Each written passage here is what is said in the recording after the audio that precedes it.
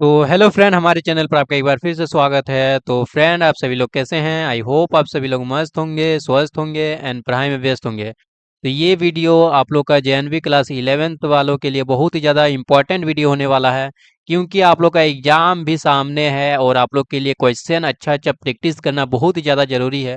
तो इस वीडियो पर मैं आप लोग के लिए मैथ्स का मोस्ट इम्पोर्टेंट क्वेश्चन लेकर आया हूँ। ये सारा क्वेश्चन आप लोग को देखना बहुत ही ज़्यादा ज़रूरी है, क्योंकि बिल्कुल इसी तरह का आपको 8 फरवरी को क्वेश्चन आने वाला है। जैसा कि आप लोग पता है, आप लोग का 8 फरवरी 2025 को एग्जाम है, ठीक है। 8 फेब 2025 इस डेट को आप लोग का एग्जाम है। इस डेट को आप लोग को बिल्कुल इसी तरह से मैथ्स का क्वेश्चन देखने को मिलेगा। तो चलिए ज़्यादा देर नहीं करते, इस वीडियो को शुरुआत करते हैं। चैनल के लिए नया है तो चैनल कर दीजिए सब्सक्राइब एंड बेल आइकन को प्रेस कीजिए। और वीडियो अच्छा लगेगा तो ज़्यादा से ज़्यादा लाइक कीजिएगा, ज़्यादा से ज़्यादा कमेंट कीजिएगा, तभी मुझे मोटिवेट मिलेगा। और आप लोग के लिए ज़्यादा से ज़्यादा वीडियो इसी तरह का लाऊंगा, ताकि आपका एग्जाम अच्छी तरीके से चला जाए, आप लोग जेएनवी में सिलेक्शन पा लें। तो देखिए, इस ये आप लोग का है जो 2023 का प्रीवियस ईयर क्वेश्चन, और बिल्कुल इसी तरह का आपको क्वेश्चन देखने को मिलेगा 2025 में भी। आप लोग का यदि सपोर्ट रहेगा तो मैं 2024 का भी प्रीवियस ईयर क्वेश्चन लेकर आऊंगा, बिल्कुल डिटेल सॉल्यूशन के साथ। तो चलिए ज़्यादा देर नहीं करते, इस वीडियो की शुरुआत करते हैं। और जिसमें 81 से आपका 100 तक यानी 20 क्वेश्चन आता है जेएनबी में, ठीक है। तो देख लीजिए हमारा 81 क्वेश्चन क्या कहा जा रहा है। एक घटना के घटित होने की संभावना बहुत ही कम है, इसकी प्रायिकता किसके सबसे निकट होगी।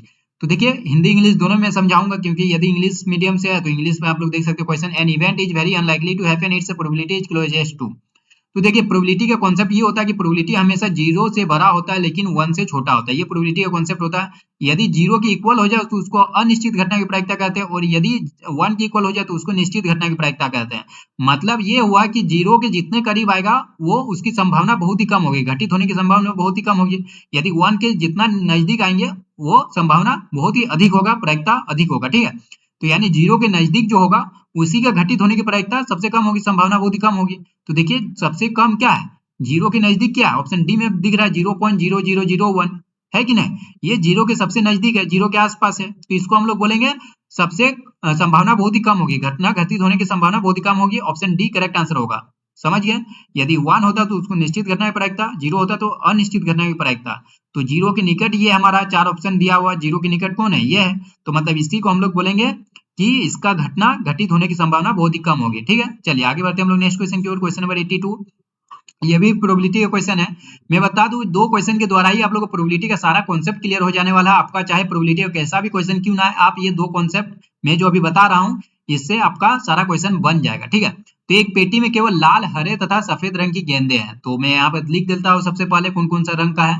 ग्रीन कलर का है, ग्रीन है, एंड आपका देखिए रेड है, ग्रीन है, एंड व्हाइट है, ये दिया गया है। Probability of taking out A red ball from the bag is 2/5। तो 2/5 है इसका, रेड बॉल का जो प्रोबेबिलिटी है वो 2/5 दिया हुआ है।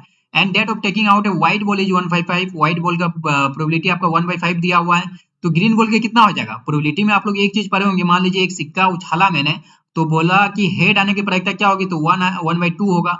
अब यदि मैं पूछा कि टेल आने की प्रायिकता क्या होगी, तो वो भी 1/2 आएगा। तो दोनों के ऐड कीजिए तो कितना आएगा, 1 आएगा। मतलब कि जितना भी इवेंट हम लोग लेते हैं प्रोबेबिलिटी में, तो सारा इवेंट का जो प्रोबेबिलिटी हम लोग निकालते हैं और उसको ऐड करते हैं तो वो 1 के इक्वल होता है। ठीक इस केस में भी वैसे ही होगा, इस केस में भी ऐसे ही होगा। ग्रीन बॉल का प्रायिकता हमको नहीं दिया तो हम इसको पी मान लिए, तो ये तीनों प्रायिकता हमको निकल गया। रेड बॉल का 2/5 प्रायिकता दिया हुआ, ग्रीन बॉल का मैंने पी मान लिया प्रायिकता, एंड व्हाइट बॉल का 1/5 दिया हुआ। तो ये तीनों को जोड़ने पर कितना आना चाहिए, तीनों को जोड़ने पर हमारा 1 के इक्वल होना चाहिए। तो जोड़ दीजिए और पी निकाल लीजिए। 2/5 plus P plus 1/5 equal to कितना होना चाहिए, 1 होना चाहिए। यहाँ से पी का वैल्यू निकालिए, पी का वैल्यू हमारा निकल जाएगा 2/5 मतलब कि जो ग्रीन बॉल का प्रायिकता है, जो ग्रीन बॉल का प्रोबेबिलिटी है वो हमारा 2/5 निकल गया। ये चीज हो गया। अब प्रोबेबिलिटी का आप लोग कॉन्सेप्ट क्या पढ़े हैं कि प्रोबेबिलिटी निकालने का फॉर्मूला क्या होता है, अनुकूल परिणामों की संख्या, अनुकूल डिवाइडेड बाई कुल परिणामों की संख्या। ये चीज पढ़े होंगे, अनुकूल परिणामों की संख्या डिवाइडेड बाई कुल परिणामों की संख्या। यदि इंग्लिश में है तो आप favourable case divided by total case, तो ये चीज पढ़े होंगे। तो देखिए प्रोबेबिलिटी ऑफ ग्रीन बॉल हमारा 2/5 निकल गया। अब प्रोबेबिलिटी ऑफ ग्रीन बॉल निकालने का क्या फॉर्मूला लगा सकते हैं, अनुकूल डिवाइडेड कुल। अनुकूल मतलब टोटल ग्रीन बॉल कितना, देखिए यहाँ पर दिया हुआ 18 ग्रीन बॉल है, तो अनुकूल परिणामों की संख्या हमारा 18 हो गया, और कुल परिणाम की संख्या मैंने x मान लिया। मान लीजिए x है, टोटल बॉल हमारा पेटी में जो है x है वही निकालने बोल रहा है। Total number of balls in the box, box में मैंने जो है x बॉल मान लिया टोटल। ये किसके इक्वल हो जाएगा, ये प्रोबेबिलिटी मैंने p अभी निकाला है ग्रीन बॉल का, जो कि 2/5 है, 2/5। बस इसको सॉल्व कीजिए, इसको सॉल्व कीजिए। मतलब क्या हुआ, 18/x इक्वल टू हमारा 2/5। यहाँ से कैंसिल आउट कीजिए तो 9, तो यहाँ से x का वैल्यू हमारा निकल गया, जो कि टोटल नंबर ऑफ बॉल्स मैंने एज्यूम किया था। तो वो 45 हो गया। तो 45 किसमें? ऑप्शन सी में। तो ऑप्शन सी बिल्कुल सही जवाब होगा। तो आई होप आप लोग कॉन्सेप्ट क्लियर हो गया होगा। ये दो क्वेश्चन के द्वारा मैंने जो है पूरा प्रोबेबिलिटी का कॉन्सेप्ट क्लियर करने की कोशिश किया। एक बार मैं फिर से रिवाइज करवा दे रहा हूँ। प्रोबेबिलिटी हमेशा 0 और 1 के बीच होता है। यदि 0 हो जाएगा उसको अनिश्चित घटना की प्रायिकता कहेंगे। यदि 1 हुआ तो उसको निश्चित घटना की प्रायिकता कहेंगे। 0 के जितना नजदीक होगा उसका घटना घटित होने की संभावना उतना ही कम होगा। तो इसमें वही क्वेश्चन था कि किसका घटना घटित होने की संभावना कम होगा, तो जो 0 के नजदीक होगा। तो ऑप्शन डी में देख रहे हैं वो सबसे ज्यादा नजदीक है 0 के। सेकंड क्वेश्चन में हम लोग बहुत सारा कॉन्सेप्ट इसमें देखे। पहला कॉन्सेप्ट ये देखे कि प्रोबेबिलिटी का फॉर्मूला क्या होता है, अनुकूल परिणामों की संख्या डिवाइडेड बाय कुल परिणामों की संख्या। इसको इंग्लिश में कहा जाए तो favourable case divided by total case, ठीक है। और इसमें ये चीज पढ़ें कि यदि आप प्रोबेबिलिटी निकालते हैं किसी भी इवेंट का, बहुत सारा इवेंट हो सकता है। एक जैसे सिक्का को उछाले तो उसमें इवेंट एक क्या हुआ कि हेड आने की प्रायिकता क्या होगी, ये भी एक इवेंट हुआ। टेल आने की प्रायिकता क्या होगी, तो ये भी एक इवेंट हुआ। तो यहाँ पर दो इवेंट हमारा बन रहा है और दोनों इवेंट का प्रोबेबिलिटी को यदि हम लोग ऐड किए तो वो हमारा 1 के इक्वल आएगा। ठीक उसी तरह यहाँ पर 3 इवेंट दिया गया है, रेड आने की प्रायिकता, ग्रीन आने की प्रायिकता एंड व्हाइट आने की प्रायिकता। तो तीनों का जब प्रोबेबिलिटी निकालेंगे तीनों को सम क्या होगा, 1 आना चाहिए। तो मैंने देखिए तीनों का सम 1 कर दिया, 1 के इक्वेट कर दिया है। ग्रीन का हम लोग को नहीं दिया प्रोबेबिलिटी, तो ग्रीन का मैंने प्रोबेबिलिटी पी मान लिया है और यहाँ से हम लोग पी फाइंड किए जो कि 2/5 आया। तो प्रोबेबिलिटी ऑफ ग्रीन बॉल हमारा 2/5 निकल गया। एंड प्रोबेबिलिटी का जो डेफिनेशन है अनुकूल डिवाइडेड बाय कुल, वो इस फॉर्मूला में लगा दिया। ग्रीन बॉल हमारा टोटल 18 था, तो 18 डिवाइडेड बाय एक्स, मैंने कुल बॉलों की संख्या एक्स मान लिया और जो कि मैंने यहाँ पर निकाला उसका प्रायिकता 2/5 उससे इक्वेट किया, तो एक्स हमारा 45 निकल गया। आई होप इस दोनों क्वेश्चन के द्वारा आप जो है पूरी तरह से प्रोबेबिलिटी पर मतलब एक तरह का प्रोबेबिलिटी का सारा कॉन्सेप्ट आपको ये दो क्वेश्चन के द्वारा ही मैंने करवाने की कोशिश किया, ठीक है। तो यही फायदा होता है मेरे क्लास में पढ़ने का, यही फायदा होता है कि मैं एक क्वेश्चन के द्वारा बहुत सारा कॉन्सेप्ट को आपको क्लियर करवाता हूँ। उस तरह का कॉन्सेप्ट यदि आपका एग्जाम में आएगा, तो किसी भी तरह का कॉन्सेप्ट आएगा तो आप जो है बना सकते हैं बिल्कुल अच्छी तरीके से। चलिए 83 की ओर चलते हैं, जिसमें क्या कहा जा रहा है, नीचे दिया हुआ बंटन 100 विद्यार्थियों द्वारा एक परीक्षा में प्राप्त अंकों को दर्शाता है। कुछ इस तरह से देखिए, 10 से कम 5 विद्यार्थी है, 20 से कम 15, 30 से कम 30, 40 से कम 65 और 50 से कम हमारा 85, 60 से कम 100। तो ये क्या दिया हुआ है, एक्चुअल में ये सीएफ दिया हुआ है, फ्रीक्वेंसी नहीं दिया हुआ, ये सीएफ दिया हुआ। तो फ्रीक्वेंसी हम लोग निकाल सकते हैं। बारंबारता कैसे निकालेंगे, बारंबारता से सीएफ निकालने तो आप लोग जानते होंगे, फ्रीक्वेंसी से सीएफ कैसे निकालते हैं वो जानते हैं, लेकिन सीएफ से फ्रीक्वेंसी निकालने नहीं जानते होंगे शायद। तुम्हें बता देता हूँ कैसे निकालना। तो ये तो इक्वल होता है 5 5। उसके बाद क्या होता है, इन दोनों का डिफरेंस ले लीजिए, इन दोनों का डिफरेंस 10 हो जाएगा। इन दोनों का डिफरेंस मतलब दोनों घटा दीजिए तो ये 15 हो जाएगा। एंड इन दोनों का डिफरेंस तो ये हमारा 35 हो जाएगा। एंड इन दोनों का डिफरेंस तो ये 20 होगा और इन दोनों का डिफरेंस 15 होगा। आप एफ से सीएफ निकालने जानते होंगे, तो एफ से सीएफ देख लीजिए कैसे निकालते हैं। पहले तो ये 5 को 5 लिखते हैं, उसके बाद क्या करते हैं, इन दोनों का समेशन लेते हैं, ये क्रॉस 5 + 10 15 हो गया, फिर 15 + 15 ये 30 हो गया, 30 + 35 65 हो गया, 65 + 20 85, 85 + 15 100। इस तरह से आप सीएफ निकाल लेते हैं। तो ये मैंने फ्रीक्वेंसी निकाल लिया। फ्रीक्वेंसी क्यों निकाला, क्योंकि हमसे पूछा जा रहा बंटन का बहुलक वर्ग, मतलब कि model class of this distribution. और मॉडल क्लास कैसे निकालते हैं, हम लोग फ्रीक्वेंसी देखते हैं कि किसमें फ्रीक्वेंसी ज्यादा है।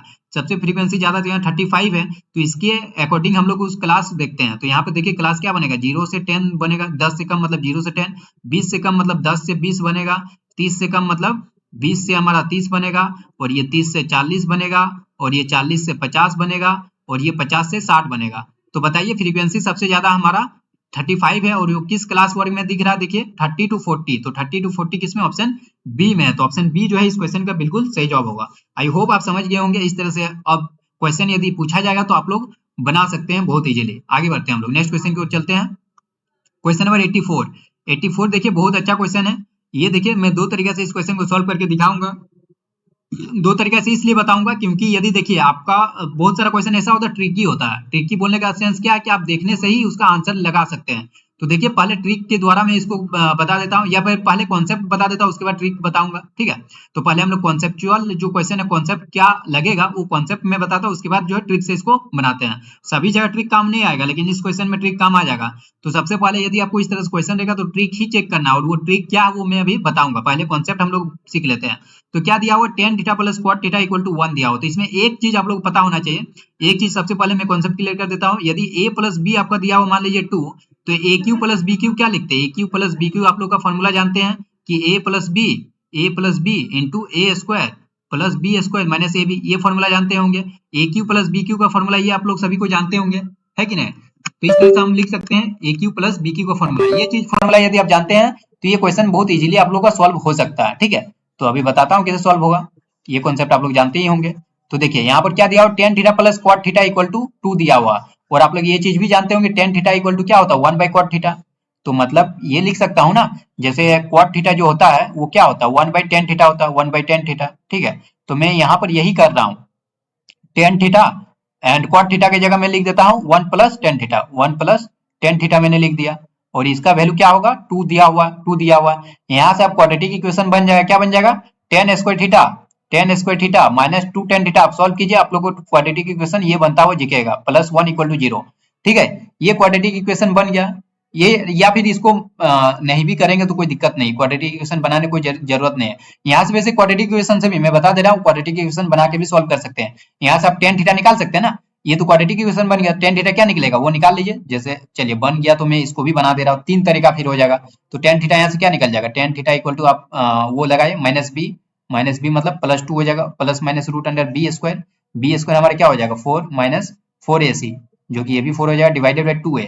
तो यहाँ से क्या होगा, 2 बाई 2 मतलब कि 1 आ जाएगा, टेन थीटा का वैल्यू 1 आ जाएगा। तो क्वाट थीटा भी क्या हो जाएगा, क्वाट थीटा भी 1 आ गया। यदि टेन थीटा 1 तो क्वाट थीटा भी 1। अब देखिए तो यहाँ ये पहला तरीका हो गया, 3 तरीका बता दूंगा इस क्वेश्चन में। तो टेन क्यूब मतलब 1 का क्यूब प्लस क्वाट क्यूब, 1 का क्यूब क्या होगा 2 हो जाएगा, 1 का क्यूब 1, 1 का क्यूब 1, 1 प्लस 1 2। तो 2 किस में, ऑप्शन डी में। तो ऑप्शन डी बिल्कुल सही जवाब होगा। ये पहला तरीका हुआ। अब मैं दूसरा तरीका और तीसरा तरीका पर चलता हूँ, आपको जो भी तरीका अच्छा लगे वो तरीका आप फॉलो कर सकते हैं। ठीक है, तो दूसरा तरीका में मैं ये यूज करूंगा जो अभी कुछ देर पहले बताया था, ए प्लस बी दिया हुआ तो A cube plus B Q कैसे निकालते हैं, वो मैं दूसरा तरीका वो लगाऊंगा। ठीक है, तो पहले इसको यहाँ से रिमूव करते हैं एंड उसके बाद मैं आपको दूसरा तरीका लगा के दिखाता हूँ। तो देखिए दूसरा तरीका कैसे लगाते हैं, आपका दिया हुआ tan theta plus cot theta equal to 1, तो ये फॉर्मूला लगा दीजिए, टेन क्यूब थीटा, यही पूछा जा रहा है ना, ten cube theta plus क्वाट cube theta, ये किसके इक्वल होगा। तो इसको मैं क्या लिख सकता हूँ, इसको मैं इस तरह से लिख सकता हूँ, ये तो बिल्कुल वैसा ही है ना, ए क्यू प्लस बी क्यू। इसकी जगह आप ए मान लीजिए, इसकी जगह बी मान लीजिए, तो A cube plus B cube, तो उसको क्या लिख सकते हैं, A plus B tan theta plus cot theta, A plus B हो गया, इंटू क्या लिखेंगे A square tan square theta plus B square cot square theta minus A B की जगह तो क्या होगा, tan theta into cot theta, वो 1 हो जाएगा ना, tan theta into cot theta. I hope आप समझ रहे होंगे, ये 1 हो जाएगा। क्यों 1 होगा, क्योंकि क्वाट थीटा इक्वल टू क्या होता है 1 बाई टेन थीटा। तो टेन थीटा कैंसिल आउट हो गया, हमारा 1 हो जाएगा। तो ten theta into cot theta हमारा 1 हो जाएगा। तो उसके जगह में क्या लिख सकता हूँ, ए बी होगा ना, ए बी मतलब ten theta into cot theta, जो कि यहाँ 1 हो जाएगा। ये यहाँ तक समझ गए। अब देखिए यहाँ से क्या होगा, tan theta plus cot theta का वैल्यू दिया हुआ 2, तो इसकी जगह में 2 पुट कर दिया एंड क्या बचा, ए स्क्वायर प्लस बी स्क्वायर। और ten square theta plus क्वाट square theta को क्या लिख सकता हूँ, ये कुछ इस तरह से लिख सकता हूँ। मान लीजिए यहाँ पर मैं यहाँ पर सिंप्लीफाई कर देता हूँ, ten square theta plus क्वाट square theta, इसके जगह में क्या लिख सकता हूँ, इसके जगह में ये लिख सकता हूँ ना, tan theta plus cot theta, tan theta plus cot theta का whole square, tan theta plus cot theta का होल स्क्वायर माइनस 2 लिख सकता हूँ, 2 tan theta cot theta, 2 tan theta cot theta, 2 tan theta cot theta. चलिए लिख दिया। अब बताए tan theta plus cot theta हमारा 2 दिया हुआ, उसका स्क्वायर की जगह तो क्या हो जाएगा, इसका स्क्वायर की जगह तो 4 हो जाएगा। एंड ये देखिए ten theta into cot theta, ये तो 1 हो जाएगा, 2 इंटू 1 हमारा 2 हो जाएगा माइनस 2, मतलब ये ओवरऑल 2 निकल गया।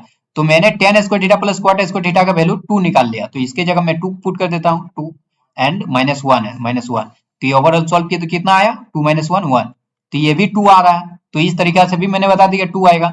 ये मैंने दो तरीका बता दिया, आप लोगों को जो भी तरीका यूजफुल लगे, जो भी तरीका आप सही तरीके से समझ पाए, उस तरीका आप फॉलो करके इस तरह का सारा क्वेश्चन जो है बिल्कुल आसानी से बना सकते हैं। अब आइए थर्ड कॉन्सेप्ट, जो थर्ड तरीका मैं बताने वाला हूँ। दो तरीका बताया ना, अब थर्ड तरीका से भी 2 आंसर आना चाहिए। अब थर्ड तरीका क्या है, वो एक ट्रिकी मेथड बताऊंगा कि इसमें ट्रिक कैसे लगा सकते हैं। तो चलिए उस पर भी आप लोग आते हैं, हम लोग आते हैं और ट्रिक के माध्यम से इस क्वेश्चन को भी हम लोग धुआं करते हैं, ठीक है ना। तो इस तरह से आप यदि एक क्वेश्चन को बहुत सारा तरीका से याद रखेंगे तो कहीं ना कहीं एक कॉन्सेप्ट भी भूलेंगे तो दूसरा कॉन्सेप्ट से आप लोग बना सकते हैं। तो देखिए ten theta plus cot theta 1 दिया हुआ है, चलिए ten theta plus cot theta हमारा 1 दिया हुआ है, सॉरी 2 दिया हुआ है, 2 मैंने लिख दिया है। अब देखिए कि ये एक एक्यूट एंगल है, ठीक है, एक्यूट एंगल है मतलब क्या 90 डिग्री से छोटा होना चाहिए। तो बताइए ये 2 कब आएगा, जब हम लोग टेन थीटा को 1 कर दे, क्वाट थीटा को 1 कर दे, तब 2 आ जाएगा। क्या 1 पॉसिबल हो पाएगा, ये टेन थीटा और क्वाट थीटा 1 पॉसिबल हो पाएगा? यदि पॉसिबल हो पाएगा तो थीटा का वैल्यू क्या होगा, तो थीटा का वैल्यू 45 डिग्री होगा।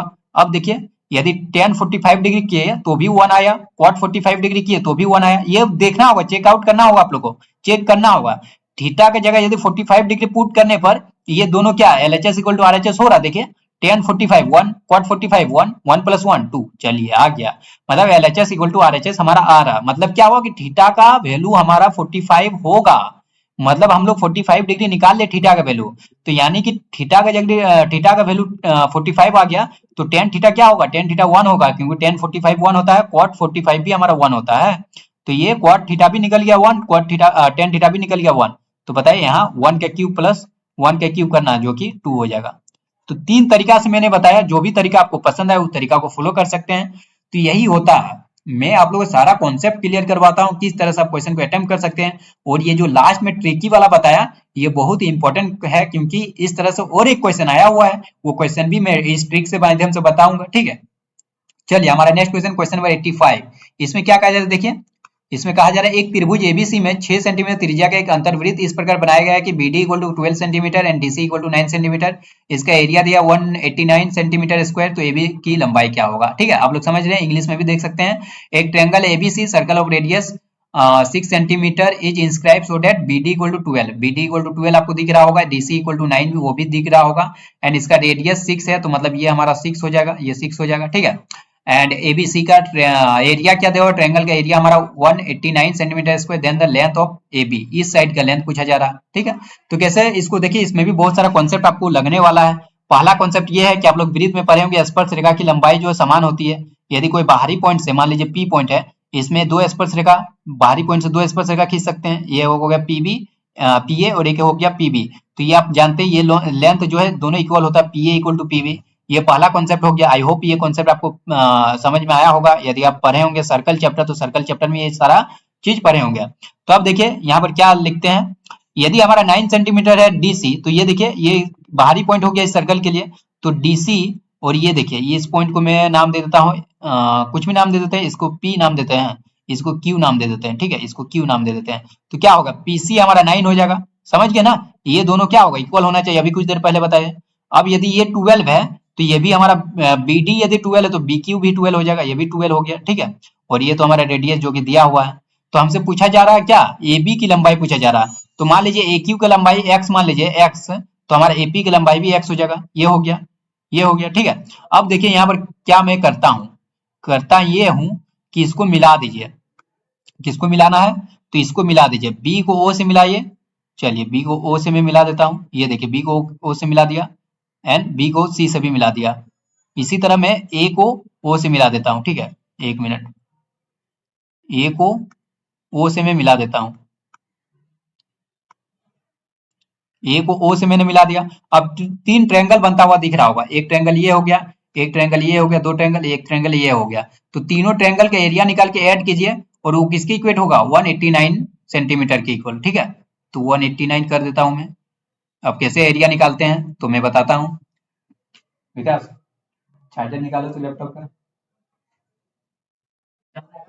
हाँ, तो देखिए अब एरिया निकाल देते हैं।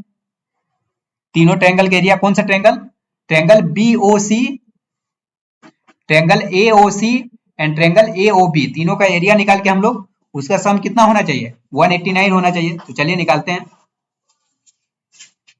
तो देखिए इसका ट्रायंगल, पहले BOC का ट्रायंगल का एरिया कितना हो जाएगा, मैं यहाँ साइड में लिख देता हूँ। ट्रायंगल BOC हाफ गुना बेस गुना ऊंचाई, अब ये जानते हैं ना, half into base into height.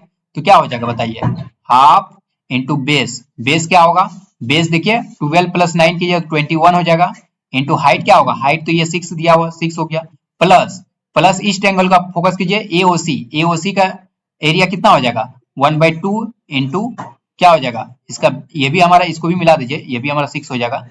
Base, base हमारा 9 प्लस एक्स हो जाएगा, base 9 plus x into height, height हमारा क्या होगा 6 सेंटीमीटर, ये भी हो जाएगा, प्लस फिर से हम लोग करना है triangle AOB half into base, base क्या हो जाएगा 12 plus x into height, height हमारा 6 सेंटीमीटर हो जाएगा, ठीक है। ये चीज आप समझ रहे होंगे। यहाँ से आप क्या कीजिए कि 1/2 इंटू 6, ये तो कैंसिल आउट हो गया, देखिए ये 3 बार में, ये भी हमारा 3 बार में, ठीक है, ये भी हमारा 3 बार में, और ये भी हमारा 3 बार में। तो यहाँ से 3 कॉमन ले लीजिए, तो 3 कॉमन लेंगे तो ब्रैकेट में क्या बचेगा, 21 यहाँ बचा, plus 9 plus x plus 12 plus x, ठीक है।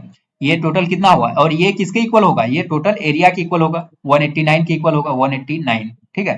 तो ये मैं यहाँ से लिख दे रहा हूँ एक बार, यहाँ थोड़ा जगह की कमी है, तो 3 इंटू, तो यहाँ से देखिए 21 प्लस 9 और 30 हो जाए, 30 प्लस 12 ये 42 हो गया, 42 प्लस ये हमारा 2x हो गया, 2x, और ये किसके इक्वल होगा 189। इसको सॉल्व कीजिए, कितना आएगा, यहाँ से x फाइंड कीजिए, ये 6 ये 3, तो यहाँ से 2x इक्वल टू हमारा हो गया 1 एंड 2 21, यानी x इक्वल टू हमारा 10.5 आ गया।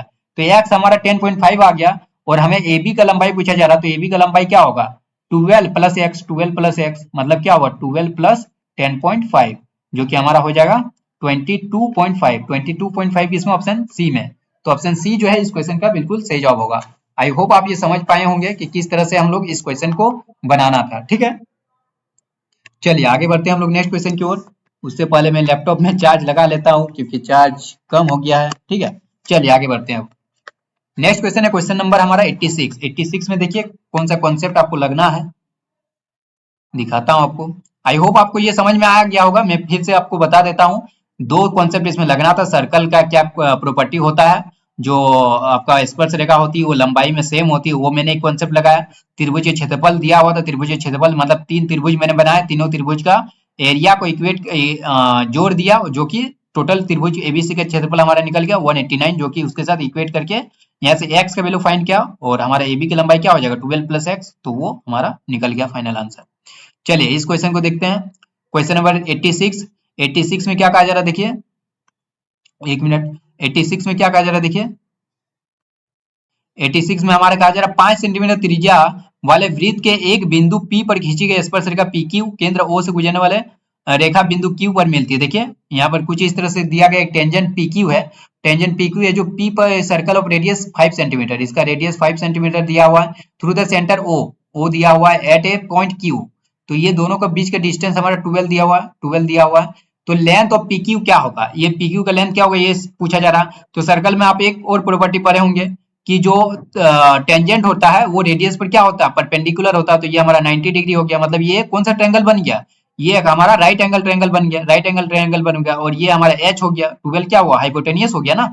तो हमसे क्या पूछा जा रहा PQ पूछा जा रहा, तो PQ को हम लोग लिख सकते हैं ना, PQ को लिख सकते हैं अंडर रूट 12 का स्क्वायर, 12 का स्क्वायर माइनस 5 का स्क्वायर, 12 का स्क्वायर माइनस 5 का स्क्वायर, वो आप पाइथागोरस जानते ही होंगे, पाइथागोरस थ्योरम, उसके अकॉर्डिंग मैंने लिखा है, ये राइट एंगल ट्रायंगल है। ठीक है, तो ये 144 हो गया माइनस 25, तो ये अंडर रूट कितना हो जाएगा अंडर रूट 119, 119, जो कि ऑप्शन डी में है, और ये शायद एनसीईआरटी का क्वेश्चन है, तो वो एनसीईआरटी इसलिए बहुत ज्यादा इंपॉर्टेंट होता है। ठीक है, 119 अंडर रूट 119 119 होगा। ठीक है, अंडर रूट 119। चलिए आगे बढ़ते हैं।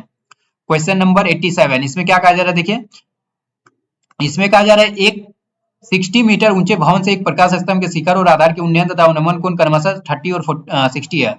प्रकाश स्तंभ तथा भवन के बीच की दूरी पूछा जा रहा है। Angle of elevation and depression of the top and bottom of light house from the top of a 60 metre high building are 30 degree and 60 degree respectively. तो मैं सबसे पहले डायग्राम आपको ड्रॉ करवाता हूँ, उसके बाद दिखाता हूँ। तो ये मान लीजिए हमारा ऊंचा भवन है, जो कि यहाँ पर लिखा है 60 मीटर का।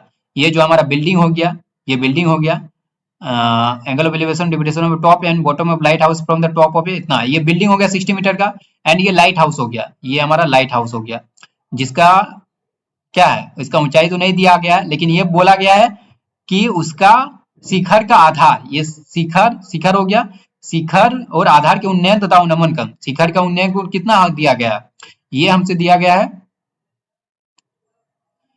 एक 60 मीटर ऊंचे भवन से एक प्रकाश स्तंभ के शिखर, ठीक है, शिखर और आधार के उन्नयन तथा अवनमन कोण। तो उन्नयन कोण क्या होगा, यहां से मान लीजिए मैं देख रहा हूं, ये बिल्डिंग हो गया, मैं ये बिल्डिंग ले लेता हूं, यहां से यदि मैं देख रहा हूं तो इसको कैसे देखेंगे, कुछ इस तरह से देखेंगे। इसको सबसे पहले रिमूव कर देते हैं, अच्छी तरीके से बताता हूं। ठीक है, इस यहां से मैं देख पा रहा हूं, तो ये हमारा क्या हो गया, ये हमारा डॉटेड लाइन से ये हमारा उन्नयन कोण हो गया, जो कि कितना डिग्री दिया हुआ 30 डिग्री दिया हुआ, 30 डिग्री मैंने लिख दिया। और अवनमन कोण क्या होगा, इसका आधार का अवनमन कोण देखिए, अवनमन कोण शिखर और आधार के उन्नयन तथा अवनमन कोण, तो अवनमन कोण हमारा ये हो जाएगा, तो मैं यहाँ से मिला देता हूँ। तो ये अवनमन कोण हो गया 60 डिग्री, तो ये यदि 60 डिग्री हो गया तो ये भी हमारा कितना होगा 60 डिग्री हो जाएगा। तो ये लेंथ पूछा जा रहा है, ये हमारा क्या हो लाइट हाउस है, ये बिल्डिंग है, दोनों के बीच के डिस्टेंस मैंने x मान लिया, तो x का वैल्यू पूछा जा रहा है 1060 लगा दीजिए, 1060 क्या हो जाएगा 60 बाई एक्स, तो यहाँ से x का वैल्यू निकाल लीजिए, 1060 का वैल्यू होता है √3 इक्वल टू हमारा 60 बाई एक्स, तो यहाँ से x का वैल्यू क्या हो गया, x का वैल्यू हो गया 60 बाई √3। अब इसको रेशनलाइज कर दीजिए, √3 से ऊपर नीचे डिवाइड एंड मल्टीप्लाई कर दीजिए, तो ये हमारा ओवरऑल 3 हो जाएगा, √3 इंटू √3 3 हो जाएगा, ठीक है। तो चलिए बना देता हूँ, ये 60√3 डिवाइडेड बाई 3, इसको कैंसिल आउट कीजिए तो 20 हो गया, मतलब ये 20√3 आंसर हो जाएगा। 20√3 किसमें, ऑप्शन डी में, तो ऑप्शन डी बिल्कुल सही जवाब होगा। आई होप आप समझ गए होंगे। दिया गया था angle of elevation and depression of the top and bottom of light house from the top of a 60 metre high building. यही कहा गया था कि एक बिल्डिंग है 60 मीटर का, उसके यदि हम लोग जो ऊंचाई है वहां से यदि देखेंगे लाइट हाउस को, तो उसका उन्नयन कोण हमारा 30 डिग्री बन रहा था, और उसको आधार का देखेंगे लाइट हाउस का आधार को, तो अवनमन कोण हमारा 60 डिग्री बन रहा था। तो बस ये यदि 60 है तो ये भी 60 हो गया। इन दोनों के बीच का डिस्टेंस पूछा जा रहा था, मैंने x मान लिया। x कैसे निकालेंगे, tan 60 लगा दिया मैंने, तो उस तरह से हमारा x निकल गया। चलिए आगे बढ़ते हैं। क्वेश्चन नंबर 88, इसमें कहा जा रहा है r इकाई त्रिज्या वाले एक अर्धवृत्त के अंतर्गत बनने वाले सबसे बड़े त्रिभुज क्षेत्रफल क्या होगा, ठीक है। तो देखिए इसका त्रिज्या क्या r है, अर्धवृत्त है, तो मैं सबसे पहले अर्धवृत्त ड्रॉ कर लेता हूँ। चलिए तो यहाँ पर देखिए ये मेरा अर्धवृत्त हो गया, ये अर्धवृत्त हो गया, ठीक है। ये हमारा क्या हुआ, अर्धवृत्त हो गया। तो अर्धवृत्त में क्या करना है कि सबसे बड़े त्रिभुज क्षेत्रफल, तो एक त्रिभुज में ड्रॉ कर लेता हूँ, ये त्रिभुज मैंने ड्रॉ कर लिया। तो इसका क्षेत्रफल ज्यादा कैसे होगा, एरिया ऑफ लार्जेस्ट ट्रायंगल, सबसे बड़ा ट्रायंगल क्या होगा, जब ये हमारा जो इसका डायमीटर है, जो डायमीटर है इस वृत्त का, ठीक है, जो व्यास है ये क्या होना चाहिए, 2r होना चाहिए, ये 2r होगा, ये तो पता ही है व्यास 2r होगा, क्योंकि r इकाई त्रिज्या ये 2 होगा। और ये क्या होना चाहिए, ये भी हमारा r होना चाहिए, ये जो शीर्ष से हम लोग यहाँ ड्रॉ करेंगे तो ये हमारा r होना चाहिए, तभी इसका एरिया जो है मैक्सिमम होगा। इस केस में हमारा एरिया मैक्सिमम होगा, ये 90 डिग्री बनेगा, ये आपको पता होना चाहिए, ये 90 डिग्री बनेगा, क्योंकि अर्धवृत्त का एक कोण हमारा 90 डिग्री बनता है। तो बस इसका एरिया निकाल लीजिए, एरिया क्या निकल जाएगा, आप त्रिभुज का एरिया निकालने जानते हैं, half into base into height, half into B into H. तो देखिए हाफ इंटू बी कितना होगा, 2r हो जाएगा, 2r के इक्वल होगा, और एच हमारा r के इक्वल हो जाएगा। 2 कैंसिल हो गया तो r स्क्वायर आंसर हो गया। r स्क्वायर किसमें, ऑप्शन ए में। आई होप आप समझ होंगे। इसमें बोला जा रहा था अर्धवृत्त के अंतर्गत बनने वाला सबसे बड़े त्रिभुज क्षेत्रफल क्या होगा, तो सबसे बड़ा त्रिभुज कब होगा, जब उसका शीर्ष से मतलब ऊंचाई हमारा r के इक्वल हो जाए, स्मॉल r। क्या ऊंचाई r से बड़ा हो सकता है, कभी ऊंचाई r से बड़ा हो सकता है, ऐसा तो नहीं है कि ऊंचाई r से बड़ा हो जाएगा, ठीक है। यदि ऊंचाई r से बड़ा कर देंगे, ऐसा हो सकता है, जैसे इसको यदि ऊंचाई कंसीडर कर लिया जाए तो हो सकता है ये r से बड़ा हो जाए, लेकिन फिर क्या होगा, उसका बेस जो है, आधार जो है वो 2r से कम हो जाएगा, 2r से कम हो जाएगा। तो ये देखना है, यदि आधार को हमको सबसे बड़ा करना है तो आधार को सबसे बड़ा क्या कर सकते हैं, 2r कर सकते हैं। आधार सबसे लंबा क्या हो सकता है, 2r ही हो सकता है ना, 2r हो सकता है आधार। और यदि 2r फिक्स कर दिया आधार, तो ऊंचाई सबसे लंबा क्या हो सकता है, r के इक्वल हो सकता है, r के इक्वल हो सकता है। तो ये सबसे बड़ा त्रिभुज हमारा बन गया, और इसका एरिया सबसे मैक्सिमम होगा, जो कि इस तरह से मैंने निकाला, r स्क्वायर निकाला, ठीक है। चलिए आगे बढ़ते हैं हम लोग, नेक्स्ट क्वेश्चन की ओर चलते हैं। नेक्स्ट क्वेश्चन है क्वेश्चन नंबर 88 हो गया, एंड 87 भी आपका हो गया। 89 की ओर चलते हैं। ये देखिए मैंने कुछ देर पहले बताया था tan theta plus cot theta equal to 2 दिया हो, तो उसमें बोला था कि आप ट्रिकी मेथड से भी बना सकते हैं, और मैंने बताया था एक क्वेश्चन और दिया हुआ, तो ये क्वेश्चन ये है, यदि हम sin x को 1 मान ले, cosec x को 1 मान ले, तो ये 1 + 1 2 हो गया ना, 1 + 1 2 हो गया। तो x का वैल्यू क्या होना चाहिए, x का वैल्यू हमारा 90 डिग्री होगा। देखिए पुट करके, यदि sin 90 1 होगा, cosec 90 1 होगा, तो 1 + 1 2 हो गया। तो मतलब क्या, sin x भी हमारा 1 हो जाएगा, cosec भी 1 हो गया। तो देखिए sin का पावर 1 मतलब 1 का पावर 19 प्लस 1 का पावर 19, तो ये 1 + 1 2 हो गया। 2 किसमें, ऑप्शन सी में। समझ गए, ये हो गया ट्रिकी मेथड, लेकिन ये हर क्वेश्चन में नहीं लगाना है। आप जैसे यहाँ पर cosec की जगह कुछ और रहता, मान लीजिए tan x रहता, sin x + tan x = 1, तो आप ये थोड़ी लगा सकते थे, tan x = 90 डिग्री पुट कर ही नहीं सकते थे, ये तो 1 हो जाता, लेकिन tan 90 डिग्री क्या 1 होता है, नहीं होता है। तो ये तरीका आप नहीं लगा सकते थे, ठीक है। यहाँ sin x एंड cosec से दिया हो, तो x की वैल्यू 90 डिग्री हम लोग पुट कर सकते हैं। क्यों पुट कर सकते हैं, क्योंकि देखिए sin 90 डिग्री 1, cosec 90 डिग्री 1, तो LHS में हमारा 2 बन रहा है, RHS में भी 2 है, तब सेटिस्फाई कर रहा है। अदरवाइज इसका प्रॉपर मेथड यदि देखा जाए, जैसे tan x वाला में मैंने 3 तरीका आपको बताया था, तो इसमें देखिए यदि प्रॉपर मेथड देखा जाए तो क्या होगा, इसमें एक क्वाड्रेटिक इक्वेशन बना है, मैंने क्वाड्रेटिक इक्वेशन बनाए थे ना tan x वाला में, तो इसमें भी क्वाड्रेटिक इक्वेशन बनाए, sin x की जगह मैंने sin x ही लिखा, sin x, ठीक है। एंड cosec x को क्या लिख सकते हैं, 1/sin x, 1/sin x, इसका वैल्यू हमारा दिया हुआ 2, यहाँ से क्वाड्रेटिक इक्वेशन क्या बनेगा, sin square x minus 2 sin x। आप क्वाड्रेटिक इक्वेशन बना लीजिए, मैंने डायरेक्ट क्रॉस मल्टीप्लाई करके जो है इसमें दिखा रहा हूँ, +1 = 0, ये बनेगा। अब यहाँ से sin x निकाल लीजिए, sin x क्या हो जाएगा, साइन एक्स यदि आप निकालना चाहेंगे तो माइनस बी मतलब 2 plus minus root under B square हमारा 4 माइनस 4ac, इसमें भी देखिए वैसे ही बन रहा, डिवाइडेड बाई 2 है, मतलब यहाँ से 2 निकल गया, सॉरी 1 निकल जाएगा। देखिए ना 4 माइनस 4 ये तो 0 हो गया, 2/2 मतलब 1 निकल गया। तो साइन एक्स का वैल्यू 1 आ गया, तो आप जानते हैं साइन एक्स का वैल्यू 1 है, तो कोसेक एक्स का वैल्यू क्या हो जाएगा, कोसेक एक्स का वैल्यू एक्चुअल में क्या होता है 1 बाई साइन एक्स, तो ये भी हमारा 1 हो जाएगा। तो साइन एक्स भी 1 कोसेक भी 1, तो 1 का पावर 19 कीजिए, 1 का पावर कुछ भी कीजिए वो 1 ही बनेगा, एंड 1 का पावर 20 कीजिए, ये हमारा क्या होगा 1 प्लस 1 जो कि 2 के इक्वल होगा, जो कि ऑप्शन सी में है। आई होप आप समझ रहे होंगे, इस क्वेश्चन बहुत अच्छा क्वेश्चन है, इस तरह से क्वेश्चन आप लोग आता रहता, 2 क्वेश्चन तो इसी तरह से पूछा गया ना। चलिए नेक्स्ट क्वेश्चन को आगे बढ़ते हैं, क्वेश्चन नंबर 90। 90 में क्या कहा जा रहा है, देखिए एक समांतर चतुर्भुज है, पैरेललोग्राम है एबीसीडी, जिसका शीर्ष दिया हुआ वर्टाइसिस दिया हुआ 0,3, और इसका भी दो तरीका से मैं बताऊंगा, बी का कोऑर्डिनेट दिया हुआ 0,0, सी का कोऑर्डिनेट 5,0, तो इसका शीर्ष डी क्या होगा, तो इस तरह से आप ड्रॉ कर सकते हैं, ये एक समांतर चतुर्भुज है, इस तरह से ड्रॉ कर सकते हैं, ठीक है, इस तरह से मैंने A B C D draw कर दिया, ए बी सी डी। तो ए का क्या दिया हुआ है, ए का कोऑर्डिनेट दिया हुआ 0,3 लीजिए, दो तरीका मैं बताऊंगा, एक शॉर्टकट तरीका भी बताऊंगा, इसका कोऑर्डिनेट 0,0 दिया हुआ, सी का कोऑर्डिनेट हमारा 5,0 दिया हुआ, डी का कोऑर्डिनेट निकालना है, इसको मैंने x, y मान लिया, x, y। तो ये पहला तरीका है, इसमें क्या करना है आपको डायमीटर को जोड़ देना है, डायमीटर को ऐड कर दीजिए, मतलब ये डायमीटर बन गया, एक ये डायमीटर बन गया, इस पॉइंट का निर्देशांक में ओ मान लेता हूँ। तो आप लोग ये चीज तो पढ़े होंगे कि इसका जो यदि ये मिड पॉइंट हो गया ना, बीडी के लिए ओ क्या होगा, बीडी के लिए ओ हमारा मिड पॉइंट हो गया, उसी तरह एसी के लिए ओ क्या होगा, मिड पॉइंट हो गया, तो मिड पॉइंट वाला फॉर्मूला लगा दीजिए। तो ओ का आप निकालना चाहेंगे तो कैसे निकालेंगे बताइए, ओ का कैसे निकालेंगे, निर्देशांक कैसे निकालेंगे, ये एक बार बीडी ले लीजिए, बीडी को कंसीडर कीजिए, मिड पॉइंट क्या है ओ है, तो मिड पॉइंट वाला पढ़े होंगे x1 plus x2 divided by 2।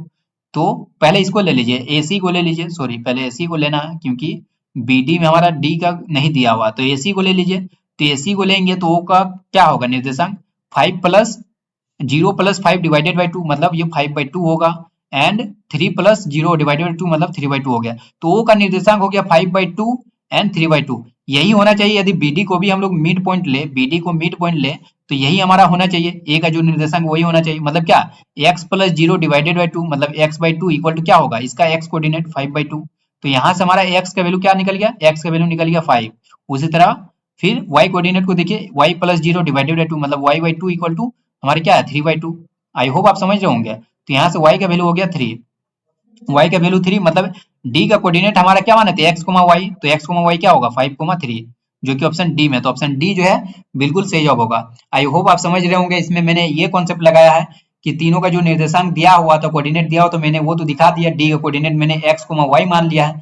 ये ओ पॉइंट जो मैंने दिखाया है, ये ओ पॉइंट क्या है, एसी के लिए भी मिड पॉइंट है, मतलब मध्य बिंदु है, और बीडी के लिए भी मध्य बिंदु है। तो पहले मैंने माना एसी के लिए मध्य बिंदु है, तो एसी के लिए मध्य बिंदु है, तो ओ का निर्देशांक क्या हो जाएगा, ओ का निर्देशांक क्या हो जाएगा बताइए, मिड पॉइंट फॉर्मूला आप लोग पढ़े होंगे कि x1 plus x2 divided by 2 करते हैं, तो देखिए 0 प्लस 5 डिवाइडेड बाई 2 क्या होगा 5/2 हो गया, फिर क्या कीजिएगा 3 प्लस 0 डिवाइडेड बाई 2 तो क्या होगा 3/2, मतलब ये हमारा किसका कोऑर्डिनेट बन गया, ये ओ का कोऑर्डिनेट बन गया, जो कि मैंने यहाँ लिख दिया ओ का कोऑर्डिनेट। अब फिर उसी तरह आप लगाइए बीडी के लिए भी ओ पॉइंट क्या है मध्य बिंदु है, मध्य बिंदु है, तो इस बार लगाएंगे x plus 0 divided by 2, x plus 0 divided by 2 x/2 होगा, और ये क्या होगा इसका x कोऑर्डिनेट के इक्वल हो जाएगा, जो कि 5/2 है। उसी तरह y में भी लगाएं, एंड ये x equal to 5, y equal to 3 निकला। ये हो गया पहला तरीका। तो मैंने बताया कि आपको दूसरा तरीका भी जानना होगा, दूसरा तरीका और इससे इजी है, आपको और अच्छा लगेगा दूसरा तरीका देख के। तो कैसे होगा दूसरा तरीका, तो देखिए दूसरा तरीका मैं बता देता हूँ यहाँ पर। पहले तो देखिए मैंने x axis and y axis draw कर दिया, देखिए ये हमारा x एक्सिस हो गया, ये हमारा y एक्सिस हो गया, जो पॉइंट दिया हुआ वो पॉइंट को मैं दिखा देता हूँ।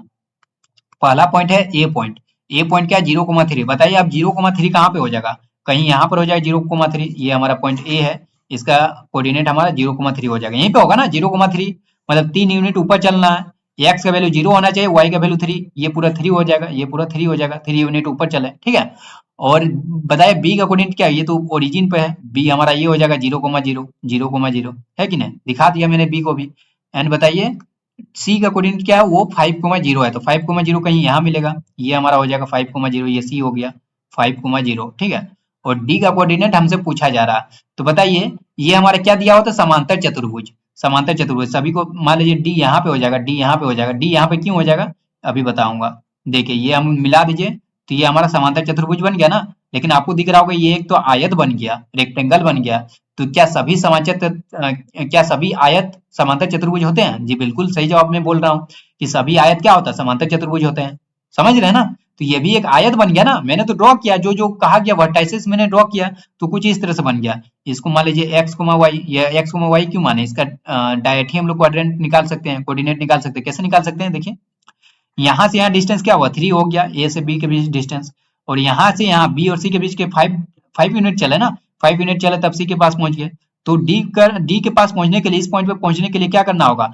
एक्स एक्सिस में 5 चलना होगा, वाई एक्सिस में देखिए ऊपर कितना चलना होगा? 3 ना। तो 5,3 हो गया, डायरेक्ट निकाल लिए 5,3, जो कि ऑप्शन डी में है। तो ये तरीका कैसा लगा? बहुत अच्छा लगा, क्योंकि जितना भी आपका आयत होगा सभी पैरेललोग्राम यानी समांतर चतुर्भुज होता है। तो ये हमारा इस केस में एक्चुअल में ये आयत ही बन रहा था। यदि समांतर चतुर्भुज की जगह आयत भी लिख देता तो कोई दिक्कत वाली बात नहीं थी, कोई दिक्कत वाली बात नहीं थी, क्योंकि यहाँ पर एक्चुअल में ये आयत ही बन रहा है। बाकी मैंने 2 तरीके बताए, मिड पॉइंट फॉर्मूला से भी आप निकाल सकते हैं, या फिर जो आपको दिया हुआ वर्टाइसेस उसको आप यहाँ एक्सिस पर ड्रॉ कर लीजिए, ड्रॉ पॉइंट देख लीजिए एक्स और वाई एक्सिस में। तो मैंने दिखाया वो एक आयत बन रहा था, तो आयत बन रहा, डी का कोऑर्डिनेट हम लोग बहुत इजीली निकाल लिए। ठीक है, आगे बढ़ते हैं। Question number 91। तो कैसा लगा वो तरीका? आई होप आपको अच्छा ही लगा होगा। ये भी मैंने 2 तरीका से बताऊंगा, 91 का भी एक ट्रिक बताऊंगा और एक जो कॉन्सेप्ट है वो भी बताऊंगा। 2 अंक वाले कितनी संख्या 3 से विभाज्य है? How many 2 digit numbers are divisible by 3? तो पहले कॉन्सेप्ट जान लेते हैं कि इसके पीछे कॉन्सेप्ट क्या है। तो 2 डिजिट नंबर कहाँ से शुरू होता है बताइए? तो वो 10 से शुरू होता है। क्या 10 3 से डिविजिबल है? नहीं है। तो क्या 10 को कंसीडर करेंगे? नहीं करेंगे। तो पहला 2 डिजिट नंबर बताइए जो 3 से डिविजिबल हो। तो वो तो आप बता सकते हैं, 12 होता है। तो 12 के बाद क्या होता है? 15 होता है। तो इस तरह डॉट डॉट डॉट कहाँ तक जाएगा? 2 डिजिट नंबर 99 तक जाता है। क्या 99 3 से डिविजिबल है? जी बिल्कुल है। तो लास्ट डिजिट हमारा 99 हो जाएगा। कुछ इस तरह से हमारा एक एपी बन गया। ये क्या हुआ? एपी बन गया, एपी बन गया, जिसका ए क्या हो जाएगा? ए हमारा 12 हो जाएगा। डी क्या हो जाएगा? डी हमारा 3 हो जाएगा। एन क्या हो जाएगा? जो लास्ट टर्म है वो हमारा 99 हो जाएगा। क्या पूछा जा रहा है? How many 2 digit numbers are divisible by 3? N का वैल्यू क्या होगा ये हमसे पूछा जा रहा है। तो एन का वैल्यू कैसे निकालेंगे? ए एन का फॉर्मूला लगा दीजिए, A N equal to A plus N minus 1 into D, ये फॉर्मूला आता है। बस पुट कीजिए वैल्यू, ए एन की जगह 99, ए की जगह 12, एन निकालना है, डी की जगह 3। तो कैलकुलेट कीजिए, 99 में 12 घटाइए तो ये क्या हो जाएगा? 7 8 87 equal to N minus 1 into 3। 3 से डिवाइड कर दीजिए तो एन माइनस 1 का वैल्यू क्या हो जाएगा? इसको 3 से डिवाइड कर दीजिए तो 3 दूने 6 एन 3 नम 27, 29 हो गया। तो यहाँ से एन का वैल्यू हमारा 30 हो गया। तो एन का वैल्यू निकालने बोला जा रहा है 30, जो कि ऑप्शन बी में है। तो ऑप्शन बी बिल्कुल सही जवाब होगा। तो आप बोलेंगे ये तो जनरल मेथड हो गया, ट्रिक क्या है? मैंने बताया इसको भी 2 तरीके से मैं बताऊंगा। तो ट्रिक ये है कि आप पहले लिख लीजिए, दो अंकों वाली संख्या की बात किया जा रहा है। तो 2 अंकों वाली संख्या कहाँ शुरू होती है? 10 से। तो मैंने 10 लिख दिया। कहाँ तक जाती है? 99 तक। मैंने 99 लिख दिया। अब क्या करना है? किससे डिवाइड करना है? 3 से डिवाइड करना है। लीजिए 3 से डिवाइड कर दिया मैंने। तो अब आपको इसमें ट्रिक ये होता है कि इसमें आपको सिंपली भागफल लिखना है, भागफल लिखना है। तो 10 को 3 से डिवाइड करेंगे तो भागफल क्या आएगा बताइए? भागफल सिर्फ लिखना है, शेषफल को कंसीडर नहीं करना। भागफल तो 3 आएगा सर। यदि 99 को 3 से डिवाइड करेंगे तो इसमें भागफल बताए 33 आया। बस इतना हो गया ना। इन दोनों घटा दीजिए। यदि आप 33 में माइनस कीजिए 3 तो क्या आ जाएगा? 33 माइनस 3, ये हमारा 30 हो गया, 30 हो गया। यही हमारा आंसर हो गया। तो ये हमारा ट्रिक हो गया। यदि 3 डिजिट का बोलता है तो 3 डिजिट में इसी तरह करते हैं, 100 कर देते हैं। यहाँ 3 डिजिट कहाँ शुरू होता है? 100 से, डिवाइडेड बाय 3 करते हैं, भागफल लिखते हैं। उसी तरह 999 तक जाता, 3 से डिवाइड, या जो भी डिवाइड, यहाँ तो 3 से बोला जा रहा है ना। मान लीजिए यहाँ 5 से करता, मान लीजिए इस तरह से ही रहता कि बताइए 5 से डिविजिबल कितना नंबर है 2 डिजिट का? तो यहाँ 5 से डिवाइड करते हैं, 5 से। यहाँ फिर जो भी भागफल आता है भागफल लिखते हैं, यहाँ पर जो भागफल आता है भागफल लिखते हैं। दोनों को आपको क्या करना पड़ता है? वो लास्ट में आपको दोनों को घटाना पड़ता है। जो घटाने पर आता है वही हमारा आंसर हो जाता है। ठीक है, 2 तरीके से मैंने बता दिया। ये शॉर्टकट तरीका हुआ जो कि 5 सेकंड के अंदर, with in 5 second you can solve this type of question. ठीक है, चलिए आगे बढ़ते हैं हम लोग। Question number 92। 92 में क्या कहा जा रहा है देखिए, 92 में कहा जा रहा है यदि द्विघात समीकरण 3x² - 10x + k = 0 के मूल एक दूसरे के व्यस्तक्रम में, मतलब रेसिप्रोकल है, 2 रूट होगा तो दोनों क्या एक दूसरे के रेसिप्रोकल है। तो मैं सबसे पहले, जगह है कहीं पे, ये यहाँ पे जगह है तो मैं यहाँ पर ही एक्सप्लेन कर देता हूँ इसको। सबसे पहले देखिए कौन सा रूट, कौन सा आपका दिया हुआ है, 3x² - 10x + k = 0। ठीक है, ये दिया हुआ। इसका एक रूट मान लीजिए अल्फा, इसका एक रूट अल्फा मान लेते हैं। तो दूसरा रूट क्या हो जाएगा, दूसरा रूट 1/अल्फा हो जाएगा, है कि नहीं। यदि अल्फा एक मान लिए तो दूसरा क्या होगा 1/अल्फा। क्यों 1/अल्फा होगा, क्योंकि बोला गया है कि एक दूसरे के व्युत्क्रम है, मतलब रेसिप्रोकल है, दोनों रूट क्या है, दोनों मूल क्या है, एक दूसरे के रेसिप्रोकल है। रेसिप्रोकल मतलब यही तो समझते हैं ना कि वो एक अल्फा हुआ तो दूसरा हमारा 1/अल्फा हुआ, दो रूट आ गया। अब आप लोग क्या पढ़े हैं कि मूलों का योग गुणनफल जो है प्रोडक्ट ऑफ रूट यानी मूलों का गुणनफल वो क्या होता है, वो होता है सी बाई ए, ठीक है। तो वही मैं लगा रहा हूँ यहाँ पर, मूलों का गुणनफल मैं यहाँ लिख रहा हूँ, ठीक है। मूलों का गुणनफल क्या होगा, यहाँ दो मूल मैंने लिया अल्फा और 1/अल्फा, तो ये देखिए मूलों का गुणनफल मैंने लिख दिया, ये इक्वल टू किसके इक्वल होना चाहिए, सी/ए। यहाँ से देखिए ये जो क्वाड्रेटिक इक्वेशन है, यहाँ पर भी दिख रहा होगा क्वाड्रेटिक इक्वेशन है, इसमें सी क्या होगा, जो कांस्टेंट टर्म होता है उसी को तो सी बोलते हैं, सी। और ए क्या होता है, जो एक्स स्क्वायर का कोफिशिएंट होता है, एक्स स्क्वायर के साथ जो रहता है उसी को तो ए बोलते हैं। तो यहाँ ए हमारा क्या हो जाएगा 3 हो जाएगा, k/3। अब देखिए अल्फा ने अल्फा को काट डाला, तो यहाँ से k का वैल्यू क्या आ जाएगा, k का वैल्यू हमारा 3 निकल गया। वही पूछा जा रहा था कि वैल्यू ऑफ k क्या होगा, तो ये हमारा 3 आया ना, तो ऑप्शन डी हमारा सही जवाब होगा। चलिए आई होप आपको अच्छी तरीके से इसको समझ में आया होगा। नेक्स्ट क्वेश्चन है क्वेश्चन नंबर 93 में कहा जा रहा बिंदुओं ए बी को मिलाने वाला रेखाखंड, बहुत अच्छा क्वेश्चन है, को रेखा 2x + 3y - 7 = 0 जिस अनुपात में विभाजित करती है वो क्या होगी। तो देखिए बहुत अच्छा क्वेश्चन है, यदि आप 11th क्लास का कॉन्सेप्ट जानते हैं तो आप बहुत अच्छी तरह से बना सकते हैं। अदरवाइज मैं तो आप 10th क्लास में तो 10th का ही कॉन्सेप्ट आपको बताऊंगा, तो मुझे चाहिए थोड़ा सा जगह इसके लिए। 2 पॉइंट हमारा दिया हुआ है ए और बी, तो सबसे पहले मैं यहाँ पर ड्रॉ कर लेता हूँ point A and point B, ठीक है। पॉइंट ए और बी इन दोनों का कोऑर्डिनेट क्या दिया हुआ, ए का कोऑर्डिनेट हमारा 2, -2 और 3, 7। तो ये हमारा हो गया 2, -2, 2, -2 एंड 3, 7, ये 3, 7 दो पॉइंट हो गया, दोनों को हम लोग मिला दिए, ठीक है। ये एक लाइन बन गया। मान लीजिए एक पॉइंट हमारा बीच में पी है, जो इसको कितना अनुपात में विभाजित कर रहा है, k/1। मैंने मान लिया k/1 में जो है डिवाइड कर रहा, k/1 में डिवाइड कर रहा। तो सबसे पहले इस लाइन को हम लोग कंसीडर नहीं कर रहे, एक लाइन दिया हुआ ना कि रेखाखंड को रेखा 2x + 3y - 7 = 0 जिस अनुपात में विभाजित करती है वो क्या है, तो मैंने वो मान लिया कि k/1 है। अब देखिए k/1 है तो आप लोग तो ऑलरेडी जानते होंगे, इसका कोऑर्डिनेट में मान लेता हूँ x1, y मान लेता है, x1, y। अब x1, y1 कैसे निकालते हैं वो तो ऑलरेडी आप जानते होंगे। x1 निकालने का फॉर्मूला क्या होता है, x1 निकालने का फॉर्मूला होता है क्रॉस मल्टीप्लाई कीजिए, होता है ना, आप पढ़े होंगे m1 × x2 plus m1 × x2 plus m2 × x1 divided by m1 plus m2, ये फॉर्मूला पढ़े होंगे। उसी तरह y निकालने क्या पढ़े हैं कि m2 × y1 plus m1 × y2 divided by m1 plus m2, ये चीज पढ़े होते हैं। तो x1 निकालने क्या होगा, क्रॉस मल्टीप्लाई करते हैं k × 3 तो 3k हो जाएगा, 3k हो जाएगा प्लस 1 × 2 तो ये 2 हो गया, डिवाइडेड बाय हमारा हो जाएगा k+1। उसी तरह y1 क्या हो जाएगा, y1 हमारा क्या हो जाएगा, y1 के लिए निकालेंगे तो k × 7 है कि नहीं, तो 7k हो जाएगा प्लस 1 × -2 तो वो तो -2 हो जाएगा, ठीक है, प्लस माइनस माइनस हो जाएगा, तो ये हमारा -2 हो गया डिवाइडेड बाय k+1। अब बताइए ये एक लाइन दिया हुआ था, ये एक एक्चुअल में एक लाइन था, ठीक है। मैं लाइन भी ड्रॉ कर देता हूँ, ये एक्चुअल में एक लाइन था जो कि P पॉइंट से होकर गुजर रहा, और इस लाइन का इक्वेशन आपको दिया हुआ था, कितना दिया हुआ देखिए, दिया हुआ 2x + 3y - 7 = 0। तो इस लाइन का इक्वेशन है 2x प्लस कितना था, 2x + 3y था ना, 2x + 3y - 7 = 0, 2x + 3y - 7 = 0, इस लाइन का इक्वेशन ये है। मतलब आप क्या समझे कि जो x1 y1 पॉइंट है वो कहां पर लाई करेगा, एक्चुअल में तो लाई करेगा इस ब्लू वाले लाइन पर भी लाई करेगा।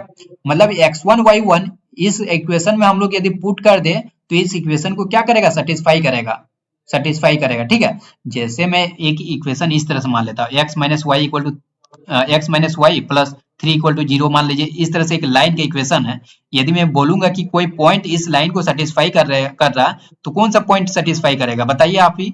यदि x के वैल्यू में यदि मान लीजिए -6 ले लूं, ठीक है, यस x के वैल्यू में -6 ले लूं और y का वैल्यू में क्या ले लूं, y का वैल्यू 3 ले लूं, तो क्या हो जाएगा -6, y के वैल्यू हम इसको +6 मान लेते हैं या फिर इस तरह से मान लेते हैं। यदि x का वैल्यू में मान लेता हूँ 6 मान लेता हूँ और y का वैल्यू में मान लेता हूँ, क्या मान सकते हैं, y का वैल्यू 9 मान लेते हैं, y का वैल्यू 9, तो क्या होगा, ये जो 6,9 होगा, 6,9, क्या ये लाइन के इक्वेशन जो x माइनस वाई प्लस 3 ये लाई करेगा ना। आप 6,9 इसमें पुट कीजिए, ये पुट कीजिए 6,9, तो क्या हो जाएगा 6 - 9, ये -3 + 3, ये हमारा ओवरऑल 0 हो रहा। मतलब क्या हुआ, यदि LHS इक्वल टू RHS हो रहा, मतलब ये पॉइंट इसी लाइन पर रहेगा जी, बिल्कुल उसी तरह ये जो P पॉइंट है मैंने माना x1 y1, यदि इस इक्वेशन में x की जगह x1 पुट कर दूं, y की जगह y1 पुट कर दूं और ये ओवरऑल यदि 0 हो जाए, मतलब इसको ये कहेंगे कि ये पॉइंट जो है इस लाइन पर भी लाई कर रहा। ठीक है, इतना यदि समझ गए तो मैं क्या करता हूँ, इस x की जगह x1 पुट कर देता हूँ और x1 मैंने निकाला 3k + 2 डिवाइडेड बाय k + 1, तो बस पुट कीजिए और आंसर पाइए। तो पुट कर देता हूँ 2, x1 की जगह में पुट कर देता हूँ, ये x1 एक्चुअल में पुट करेंगे और x1 हमारा निकाला 3k + 2। तो बहुत अच्छा क्वेश्चन है ये, बहुत बेहतरीन क्वेश्चन है ये। ठीक है, आप लोग नवोदय में बहुत ही अच्छा अच्छा क्वेश्चन पूछा जाता है और ये वन ऑफ द बेहतरीन क्वेश्चन है। तो y1 की जगह मैंने 7k, एक बार दोबारा आप लोग देख लीजिएगा, आई होप आपको समझ में आ जाएगा। ठीक है, एंड -7 = 0, यहाँ से आप सॉल्व कर लीजिए, k का वैल्यू निकल जाएगा, k का वैल्यू निकल जाएगा। तो इसमें क्या कीजिएगा, सबसे पहले देखिए 7 को उस साइड भेज दीजिए, तो -7 है तो उधर जाएगा तो +7 हो जाएगा। तो मैं यहाँ इक्वल टू लगा देता हूँ, आप सॉल्व कीजिए, खुद से आप सॉल्व कीजिए, निकल जाएगा। यहाँ से क्या कीजिए, k + 1 तो एलसीएम नीचे आ जाएगा, तो k + 1 को मैं राइट साइड भेज सकता हूँ, तो यहाँ पर क्या हो जाएगा, और यहाँ मल्टीप्लाई भी कर दीजिए। तो मैं डायरेक्ट लिख देता हूँ 6k + 4 + 21k -6 इक्वल टू, यहाँ 7 इंटू k + 1 लिखिएगा ना, तो इसको भी मैं तोड़ के डायरेक्ट लिख देता हूँ, 7k + 7 डायरेक्ट लिख देता हूँ। ठीक है, 7k + 7, चलिए तो लिख देता हूँ 7k + 7, ये हो गया। अब देखिए यहाँ पे 6k + 21k, ये हमारा कितना k हो गया, ये 27k हो गया। एंड ये हमारा 4 - 6, ये हमारा -2 हो गया, इक्वल टू 7k + 7। यहाँ से बताए k को इस साइड ले जाइए, 7k को, तो ये हमारा 20k हो गया, और 2 को उस साइड ले जाइए तो वो हमारा 9 हो गया। तो यानी k का वैल्यू हमारा हो गया 9/20, 9/20। मैंने किस अनुपात में माना था, देखिए k अनुपात 1, तो k अनुपात 1 माना था, तो इसका मतलब क्या हो गया 9/20 अनुपात 1 हो जाएगा। या फिर इसको इस तरह से भी कह सकते हैं, यदि 20 से दोनों साइड मल्टीप्लाई करते तो क्या होगा 9/20, ये आंसर हो गया 9/20। ठीक है, आई होप आप समझ रहे होंगे। 9/20 किसमें है, देखिए ऑप्शन सी में, तो ऑप्शन सी बिल्कुल सही जवाब होगा। बेहतरीन क्वेश्चन था, बहुत ही अच्छा क्वेश्चन था। इसमें मैं और एक बार आपको कॉन्सेप्ट क्लियर कर देता हूँ। ए और बी 2 पॉइंट था, मैंने ए और बी 2 पॉइंट लिया, जिसका कोऑर्डिनेट आपको 2, एंड 3, 7 दिया हुआ था। एक लाइन दिया हुआ था जो कि इसको किस रेशियो में डिवाइड करेगा वही हमसे पूछा जा रहा था। ठीक है, तो मैंने k अनुपात 1 मान लिया था। k अनुपात 1 मानने के बाद मैंने k का वैल्यू निकाला। k का वैल्यू कैसे निकाला कि इस लाइन का इक्वेशन जो 2x + 3y - 7 = 0 है, और मैंने इस पॉइंट का कोऑर्डिनेट x1, y1 मान लिया, तो x1 y1 तो निकाल लिया। कैसे निकाले, आप वो सेक्शन फॉर्मूला लगा के निकाल सकते हैं। और क्या है, ये x1 y1 जो P पॉइंट है वो एक्चुअल में इस लाइन पर भी लाई करता है, इस लाइन को भी सेटिस्फाई करेगा। ठीक है, तो यदि मैं x की जगह x1 पुट करूं, y की जगह y1 पुट करूं, तो भी ये ओवरऑल 0 बनना चाहिए, और ओवरऑल 0 बनेगा क्योंकि ये पॉइंट क्या है, लाइन पर लाई कर रहा है। और इस पॉइंट का मैंने कोऑर्डिनेट भी निकाला है। x coordinate 3k + 2 divided k + 1 है, y coordinate 7k - 2 divided k + 1। बस इसमें पुट कर दिया, x की जगह x1 बोले तो ये चीज, y की जगह y1 बोले तो ये चीज। देखिए पुट किया, यहाँ से k का वैल्यू निकाला, तो वो हमारा k का वैल्यू 9/20 आया। और रेशियो मैंने माना था k:1 मतलब 9/20:1। यदि हम लोग 20 से मल्टीप्लाई कर दे तो 9:20 आंसर हो जाएगा। आई होप आपको समझ में आया होगा। बहुत ही अच्छा क्वेश्चन था, बेहतरीन क्वेश्चन था, जबरदस्त क्वेश्चन था, लल्लन टॉप क्वेश्चन था। ठीक है, मजेदार क्वेश्चन था, कॉन्सेप्चुअल क्वेश्चन था, जो भी आप बोले। चलिए आगे बढ़ते हैं हम लोग। क्वेश्चन नंबर 94 में क्या कहा जा रहा है, देखिए 94 में आपका क्वेश्चन दिया गया, समीकरणों x y = a and x = b का युग्म रेखांकन रूप से उन रेखाओं को निरूपित करता है जो है। The pair of equation y = a and x = b graphically रिवर्जेंट्स लाइंस व्हिच आर पैरेलल है, मतलब समांतर है कि क्या है वो पूछा जा रहा। तो इसमें देखिए, इसमें भी मैं वही तरीका अपनाऊंगा कि आप x axis and y axis draw कर लीजिए। मैंने x axis y axis draw कर लिया। अब क्या करना है, यदि मैं आपसे बोलूं कि y = a कहां पर होगा, ये छोड़ दीजिए, यदि मैं बोलूं y = 2 लाइन कैसे ड्रॉ करेंगे, तो y = 2 बोलने का मतलब क्या है कि y कोऑर्डिनेट हमेशा 2 होना चाहिए। तो y कोऑर्डिनेट हमेशा 2 कैसे होगा, जब यहाँ पर इस ये लाइन होगा y = 2, y = 2, y equal to 0 क्या होता है, y equal to 0 x axis होता है, x इक्वल टू 0 क्या होता है, y एक्सिस होता है, तो y इक्वल टू 2 क्या होगा, मान लीजिए ये पॉइंट 2 है तो y इक्वल टू 2, कहीं भी आप चले जाइए, मान लीजिए इस पॉइंट की बात किया जाए तो यहाँ पर भी y इक्वल टू 2 ही मिलेगा। x का वैल्यू तो चेंज कर सकता है लेकिन y का वैल्यू चेंज नहीं करना चाहिए, y का इक्वल टू 2 हो जाएगा। तो इस तरह से आप ड्रॉ कर सकते हैं। यदि y के बारे में पूछा जाए तो y इक्वल टू a दिया हुआ है, a का वैल्यू कुछ भी हो सकता है 1 2 3, मान लीजिए कुछ भी हो सकता है a का वैल्यू, तो y इक्वल टू a किस तरह से होगा, y इक्वल टू a हमारा कुछ इस तरह से हो जाएगा, ये हमारा हो गया y equal to a line. अब बोला गया x इक्वल टू b, तो जैसे y इक्वल टू a इस तरह से हो गया तो y equal x equal to b क्या हो जाएगा, मतलब x का वैल्यू हमेशा b होना चाहिए। यदि x इक्वल टू 2 होता तो आप इस तरह से ड्रॉ करते हैं, तो b तो कुछ भी एक कांस्टेंट हो जाएगा, 1 2 3 4 कुछ भी हो सकता है, तो कुछ इस तरह से ड्रॉ हो जाएगा। तो ये लाइन क्या हो गया, x equal to b, x equal to b। आप किसी भी पॉइंट पे जाइए वो x का वैल्यू b ही देगा। तो ये जो पॉइंट बना, पॉइंट ऑफ इंटरसेक्शन, यहाँ पे देखिए दो लाइन जो है x y equal to a and x equal to b एक दूसरे को मान लीजिए p पॉइंट पर प्रतिच्छेद कर रहा है, तो इसका निर्देशांक क्या होगा वो आप बता लीजिए। प्रतिच्छेद तो कर रहा है ना, अब इसका निर्देशांक यानी कोऑर्डिनेट क्या होगा बताइए। x में कितना डिस्टेंस चले, b डिस्टेंस चले, y में कितना डिस्टेंस चले, a डिस्टेंस चले, मतलब b कोमा a हो जाएगा इसका कोऑर्डिनेट। मतलब कि इंटरसेक्ट तो कर रहा, प्रतिच्छेद तो कर रहा, किस पॉइंट पे कर रहा, वो b कोमा a पर। तो यहाँ पर ऑप्शन बी में वही चीज लिखा गया है, intersecting at point B comma A, मतलब कि बिंदु बी कोमा ए पर प्रतिच्छेदन करती है। ठीक है, तो ऑप्शन बी हमारा जो है बिल्कुल सही जवाब होगा। आई होप आपको ये क्वेश्चन भी समझ में आया होगा। चलिए और कुछ ही क्वेश्चन बचा हुआ तो निपटा लेते हैं हम लोग। क्वेश्चन नंबर 95, तो 95 में क्या कहा जा रहा है देखिए, एक समबाहु त्रिभुज है, समबाहु त्रिभुज एबीसी में यदि एडी परपेंडिकुलर टू बीसी है। चलिए तो एबीसी में एक समबाहु त्रिभुज ड्रॉ कर लेता हूँ।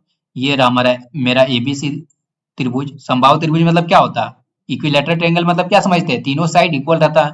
तो ये हमारा हो गया ए, ये हो गया बी एंड ये हो गया C. AD parallel to B, sorry parallel नहीं, परपेंडिकुलर टू बीसी, तो मतलब ए से डी, एक ये डी हो गया, तो मतलब यही तो हुआ ना, बीसी पर क्या है, लंब है, ये 90 डिग्री बन रहा है, लंब है, ठीक है, परपेंडिकुलर है। तो निम्नलिखित में से कौन सा कथन सत्य है, चार ऑप्शन दिया, कौन सा सत्य हो ये पूछा जा रहा। देखिए सबसे पहले मैं यदि मान लो आप लोग से, ये तो आप लोग मैंने पहले ही बता दिया कि समबाहु त्रिभुज दिया हुआ इक्विलैटरल ट्रायंगल, तो ये तो लिख सकता हूँ A B equal to B C equal to C A, ये लिख सकता हूँ, तीनों साइड क्या होगा, इक्वल होगा, A B equal to B C equal to C A. अब बताइए यहाँ से परपेंडिकुलर ड्रॉ किए हैं तो क्या होगा, ये दोनों डिस्टेंस सेम हो जाएगा ना, यहाँ से आप ये लिख सकते हैं C D equal to B D लिख सकते हैं, है कि नहीं, दोनों इक्वल होगा। यहाँ से यहाँ के बीच जो डिस्टेंस होगा वही यहाँ से यहाँ के बीच का डिस्टेंस होगा, समझ रहे हैं। और ये भी लिख सकते हैं कि सी डी को क्या लिख सकते हैं, सी डी को आप लिख सकते हैं ना बी सी बाई टू, मतलब इसका आधा ही हुआ ना। एक्चुअल में क्या हुआ, ये दोनों को जोड़ेंगे C D plus B C equal to क्या होगा, sorry C D plus B D, ये क्या होगा, बी सी के इक्वल होगा। आई होप आप समझ रहे होंगे, मैं जो बोल रहा हूँ उस पर ध्यान से सुनिए। जो ये डिस्टेंस और ये डिस्टेंस दोनों इक्वल हो जाएगा, ये क्या मिड पॉइंट हो गया, बीसी के लिए मिड पॉइंट हो गया। यदि हम C D plus B D करेंगे तो क्या होगा, बीसी होगा, मतलब क्या हुआ कि सी डी क्या हुआ, बीसी का हाफ हुआ, जो सी डी हुआ उसको हम लोग लिख सकते हैं ना बीसी बाई टू लिख सकते हैं, समझ रहे हैं, सी डी की जगह बीसी बाई टू लिख सकते हैं। बस ये एक राइट ट्रायंगल है, इसमें पाइथागोरस प्रमेय, पाइथागोरस थ्योरम अप्लाई कर दीजिए। तो क्या अप्लाई कर सकते हैं, एसी का स्क्वायर को क्या लिख सकते हैं, एडी का स्क्वायर प्लस सीडी का स्क्वायर, और सीडी की जगह मैंने क्या लिखा, बीसी बाई टू का स्क्वायर, सीडी का स्क्वायर, तो सीडी की जगह मैं लिखता हूं बीसी बाई टू का स्क्वायर, बीसी बाई टू का स्क्वायर मतलब बीसी स्क्वायर बाई 4 हो जाएगा। बीसी बाई टू का स्क्वायर क्या होगा, दोनों का स्क्वायर है ना, बीसी का भी स्क्वायर टू का भी स्क्वायर, बीसी बाई टू का स्क्वायर तो यही होगा बीसी स्क्वायर बाई 4। बस इतना यदि जान लिए तो इसको अब क्या कीजिएगा, अब देखिए एसी और बीसी क्या है, ये दोनों तो सेम है ना, एसी देखिए, एसी मतलब सी ए एसी दोनों बराबर है, और ये किसके इक्वल है, ए बी के इक्वल है। तो क्या मैं एसी की जगह ए बी पुट कर सकता हूँ, जी बिल्कुल पुट कर सकता हूँ। तो चलिए एसी की जगह में ए बी पुट कर दिया, एंड बीसी के जगह में मैं भी क्या पुट कर सकता हूँ, ए बी पुट कर सकता हूँ, ए बी स्क्वायर, समझ रहे हैं ना। एसी क्या होगा, एसी या सी ए जो भी कहें, एसी ए बी के इक्वल तो होगा, मैंने पहले ही लिख दिया क्योंकि एक समान समबाहु त्रिभुज है, तो मैंने एसी की जगह ए बी पुट कर दिया, बीसी की जगह क्या पुट कर दिया, बीसी की जगह भी ए बी पुट कर दिया। क्या बीसी ए बी के इक्वल होगा, होगा, क्यों इक्वल होगा, क्योंकि ये एक इक्विलैटरल ट्रायंगल है। चलिए अब ये ए बी स्क्वायर बाई 4 को लेफ्ट साइड में ले जाइए, तो क्या हो जाएगा, A B square minus A B square by 4 equal to क्या हो जाएगा, ए डी स्क्वायर। ये मैंने क्यों पुट किया था, वो ऑप्शन में मैच करने के लिए पुट किया था, ऑप्शन में मैच करने के लिए। आप लास्ट में भी मैच कर सकते हैं, क्योंकि ये देखिए AC और BC एक्चुअल में तो दोनों सेम ही है ना, तो दोनों सेम ही है, तो दोनों वेरिएबल के साथ मैं क्यों खेलूं, एक ही वेरिएबल लाऊं, ठीक है। तो एक ही वेरिएबल, या इसको AC भी पुट कर सकते, तो कोई दिक्कत वाली बात नहीं है। लेकिन लास्ट में है क्या, आपको ऑप्शन मैच नहीं करता, तो फिर AC की जगह आपको AB पुट करना ही पड़ता है। आप कैलकुलेट कीजिए, कॉपी पेन लेके बैठिए, पेज पर लिखिए, फिर आपको दिख जाएगा, ऑटोमेटिकली दिखेगा। तो मैंने ऑलरेडी पहले ही AB पुट कर दिया, AB पुट कर दिया, तो बस इसको सॉल्व करना है और आंसर आपको मैच कर जाएगा। तो ये देखिए 4AB square minus AB square, ये हमारा 3AB square, 3AB square by 4 हो गया, इक्वल टू हमारा हो गया AD स्क्वायर। 4 को इस साइड भेज दीजिए तो आप दिख रहा होगा 3AB square equal to 4AD square. तो ये किस ऑप्शन में दिख रहा है, ऑप्शन बी में दिख रहा है। देखिए 3AB square equal to 4AD square. तो ये भी जबरदस्त क्वेश्चन है यार, बहुत ही मस्त क्वेश्चन है। इस तरह का क्वेश्चन आता है तो मतलब कि जिसका कॉन्सेप्ट अच्छी तरह से क्लियर है, वो बहुत अच्छी तरह से इस तरह क्वेश्चन को हैंडल कर सकता है। और इस तरह से क्वेश्चन मैंने जो है प्रीवियस ईयर बहुत अच्छी तरीके से तैयारी करवाया था। तो यदि आपके पास समय तो ज्यादा है नहीं, 3 दिन का समय है, तो आप तो उतना कुछ कर नहीं सकते हैं, लेकिन अभी जो करवा रहा हूँ इसी से आप कॉन्सेप्ट बिल्डअप कीजिए। एंड आप क्या कीजिए कि मेंटल एबिलिटी तो बहुत इजी होता है, मेंटल एबिलिटी का मैंने सारा चैप्टर करवाया है। एक बार प्लेलिस्ट चेक कीजिए JNV क्लास 11 के लिए, वो आप यदि कर लेते हैं तो आपका मेंटल एबिलिटी बहुत ही धागर तरीके से जाएगा, बहुत अच्छा खासा मार्क्स जो है उसमें आप अचीव कर पाएंगे, ठीक है।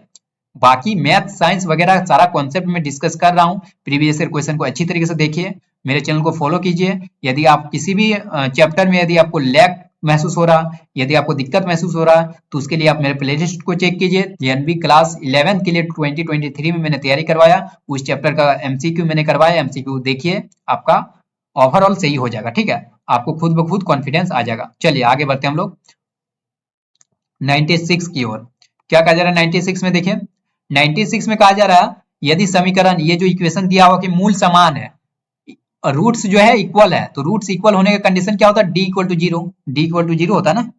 तो मैंने यहाँ पर D equal to zero put कर दिया, D इक्वल टू जीरो। अब D क्या होता है, B square minus 4AC, B square minus 4AC, ठीक है। तो यहाँ पर B क्या हो जाएगा, ये ओवरऑल B हो जाएगा ना, मैं दूसरे कलर से दिखा रहा हूँ। B क्या होता है, एक्चुअल में आप पढ़े होंगे AX, ये पढ़े होंगे AX square plus BX plus C। तो एक्चुअल में B क्या होता है, जो X के साथ जुड़ा हुआ रहता है उसी को B बोलते हैं। A क्या होता है, जो एक्स स्क्वायर के साथ जुड़ा हुआ रहता है उसको A बोलते हैं। और C क्या होता है, जो कांस्टेंट टर्म होता है उसको हम लोग C बोलते हैं। ये तो पता होना चाहिए, बेसिक है। यदि आपको ये भी पता नहीं है तो आप मेरे क्वाड्रेटिक क्वेश्चन देखिए, बहुत अच्छी तरीके से मैंने क्वाड्रेटिक क्वेश्चन भी आप लोगों का करवाया हुआ है। तो D इक्वल टू जीरो, क्यों D इक्वल टू जीरो मैंने पुट किया, क्योंकि मूल समान है। मूल समान होने का कंडीशन यही होता है कि जो डिस्क्रिमिनेंट होता है वो जीरो के इक्वल होता है। अब D क्या होता है, बी स्क्वायर माइनस 4AC, तो मैं फॉर्मूला यहाँ पर नहीं लिखूंगा, अदरवाइज चलिए लिख देता हूँ, B square minus 4AC equal to zero. अब B क्या है, यहाँ पर मैंने बताया कि X के साथ जो है वही B होगा।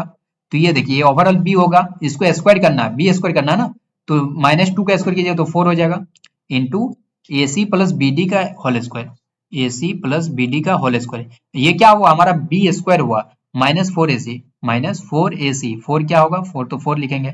A क्या है, A मैंने बताया एक्स स्क्वायर का जो कोफिशिएंट है, एक्स स्क्वायर के साथ जो है वो हमारा A होता है, तो एक्स स्क्वायर के साथ हमारा A square plus B square है, ए स्क्वायर प्लस बी स्क्वायर हो गया, ठीक है।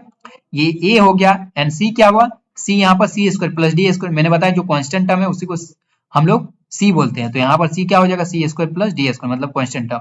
ये किसके इक्वल होना चाहिए, B square minus 4AC equal to zero. बस इसको सॉल्व कीजिए और आंसर पाइए। कैसे सॉल्व करेंगे, देखिए यहाँ चार चार, यहाँ भी 4 है, यहाँ भी 4 है, 4 4 कॉमन लेके आप लोग कैंसिल आउट कर सकते हैं, समझ रहे हैं ना। या फिर इसको इस तरह से भी तो बोल सकते हैं ना, 4AC प्लस BD का होल स्क्वायर माइनस इतना इक्वल टू जीरो दिया हुआ है। तो यदि ये पूरा टर्म को मैं RHS में ले जाऊं तो क्या होगा, यहाँ माइनस है तो वो प्लस हो जाएगा, तो मतलब ये चीज बन जाएगा। सेकंड स्टेप हमारा ये हो जाएगा, इक्वल टू ये हो जाएगा, इक्वल टू साइड, मतलब क्या होगा, B square equal to 4AC हो जाएगा ना। तो B square equal to 4AC मैंने पुट कर दिया, ये 4 4 तो कैंसिल आउट हो गया। अब इसको एक्सपेंड कर दीजिए, a प्लस बी का होल स्क्वायर आप जानते हैं, तो बस A square C square plus B square D square plus 2AB, मतलब 2ABCD, ये हो गया। ठीक इसी प्रकार इस तरह कीजिए, A square C square plus A square D square, ये आप तो गुना करने जानते ही होंगे, plus B square C square plus B square D square. अब देखिए कुछ कुछ कैंसिल आउट होता हुआ दिखेगा आपको, क्या क्या कैंसिल आउट हो रहा है देखिए। अब देखिए यहाँ पर ए स्क्वायर सी स्क्वायर है, मतलब इसको RHS में भेज देंगे, तो ये और ए स्क्वायर सी स्क्वायर ये कैंसिल आउट हो जाएगा, B square D square and यहाँ पर भी देखिए बी स्क्वायर डी स्क्वायर। चलिए इतना कैंसिल आउट हो गया, B square D square and A square C square. अब देखिए नेक्स्ट स्टेप हम लोग क्या लिख सकते हैं, क्या बचा इधर 2abcd, इसको क्या कीजिए आरएचएस में भेज दीजिए, आरएचएस में भेज दीजिए तो क्या बनेगा हमारा, आरएचएस वाला लिख देते हैं, A square D square plus B square C square plus minus हो जाएगा ये minus 2abcd minus 2abcd equal to 0। अब देखिए ये आपको क्या बन रहा है, एडी प्लस बीसी का होल स्क्वायर बन रहा है, एडी प्लस बीसी का होल स्क्वायर इक्वल टू 0 हो जाएगा। ठीक है, बन रहा ना, एडी का whole square AD plus BC का होल स्क्वायर क्या होगा, ए स्क्वायर डी स्क्वायर, ये चीज का स्क्वायर प्लस ये चीज का स्क्वायर, सॉरी ये माइनस होगा, माइनस होगा, ये माइनस होगा। ठीक है, एडी माइनस बीसी का होल स्क्वायर बनता हुआ दिख रहा है कि नहीं, ये जो टर्म है ये पूरा क्या बन रहा है, एडी माइनस बीसी का whole square, AD square A square plus B square minus 2ab। ठीक है, तो यहाँ से आप बताइए, ये मैं यहाँ से बॉक्स बना देता हूँ, ये दूसरा क्वेश्चन का था, यहाँ से आप बताइए क्या होगा, एडी माइनस बीसी का होल स्क्वायर इक्वल टू 0 है, तो यहाँ से हम ये भी तो लिख सकते हैं AD minus BC equal to 0, यहाँ से क्या लिख सकते हैं AD equal to BC, AD equal to BC. I hope आप समझ रहे होंगे, एडी इक्वल टू बीसी किसमें, ऑप्शन सी में है, तो ऑप्शन सी जो है बिल्कुल सही जवाब होगा। यदि नहीं समझ में आया तो एक बार दोबारा देखिए, डी इक्वल टू 0 होगा क्योंकि मूल समान है, रूट्स इक्वल है, और डी इक्वल टू 0 होगा तो हम लोग क्या लिखते हैं, डी का formula B square minus 4ac equal to 0, मतलब B square equal to 4ac। यहाँ पर बस मैंने वैल्यू पुट किया, बाद में हम जब लास्ट में स्टेप पे आए तो वहां पर क्या बना हमारा, एडी माइनस बीसी का होल स्क्वायर बना, मतलब कि एडी इक्वल टू बीसी हो जाएगा। आगे बढ़ते हैं, चलिए 97 की ओर चलते और 3-4 क्वेश्चन है तो फटाफट से हम लोग कर लेते हैं। 97 में कहा जा रहा है एक द्विघात बहुपद जिसके शून्यकों का योगफल दिया हुआ, मतलब कि अल्फा प्लस बीटा दिया हुआ कितना, ये -3 दिया हुआ, एंड प्रोडक्ट ऑफ रूट्स यानी अल्फा इंटू बीटा दिया हुआ 2 दिया हुआ, तो बहुपद द्विघात बहुपद क्या होगा, ये चीज तो बहुत इजी क्वेश्चन पूछ लिया गया।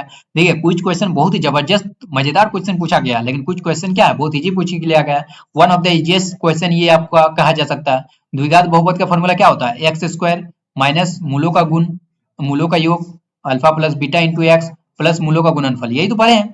द्विघात बहुपद बनाने का क्या पढ़े हैं, x square minus sum of roots into x plus product of roots, यही तो पढ़े है ना।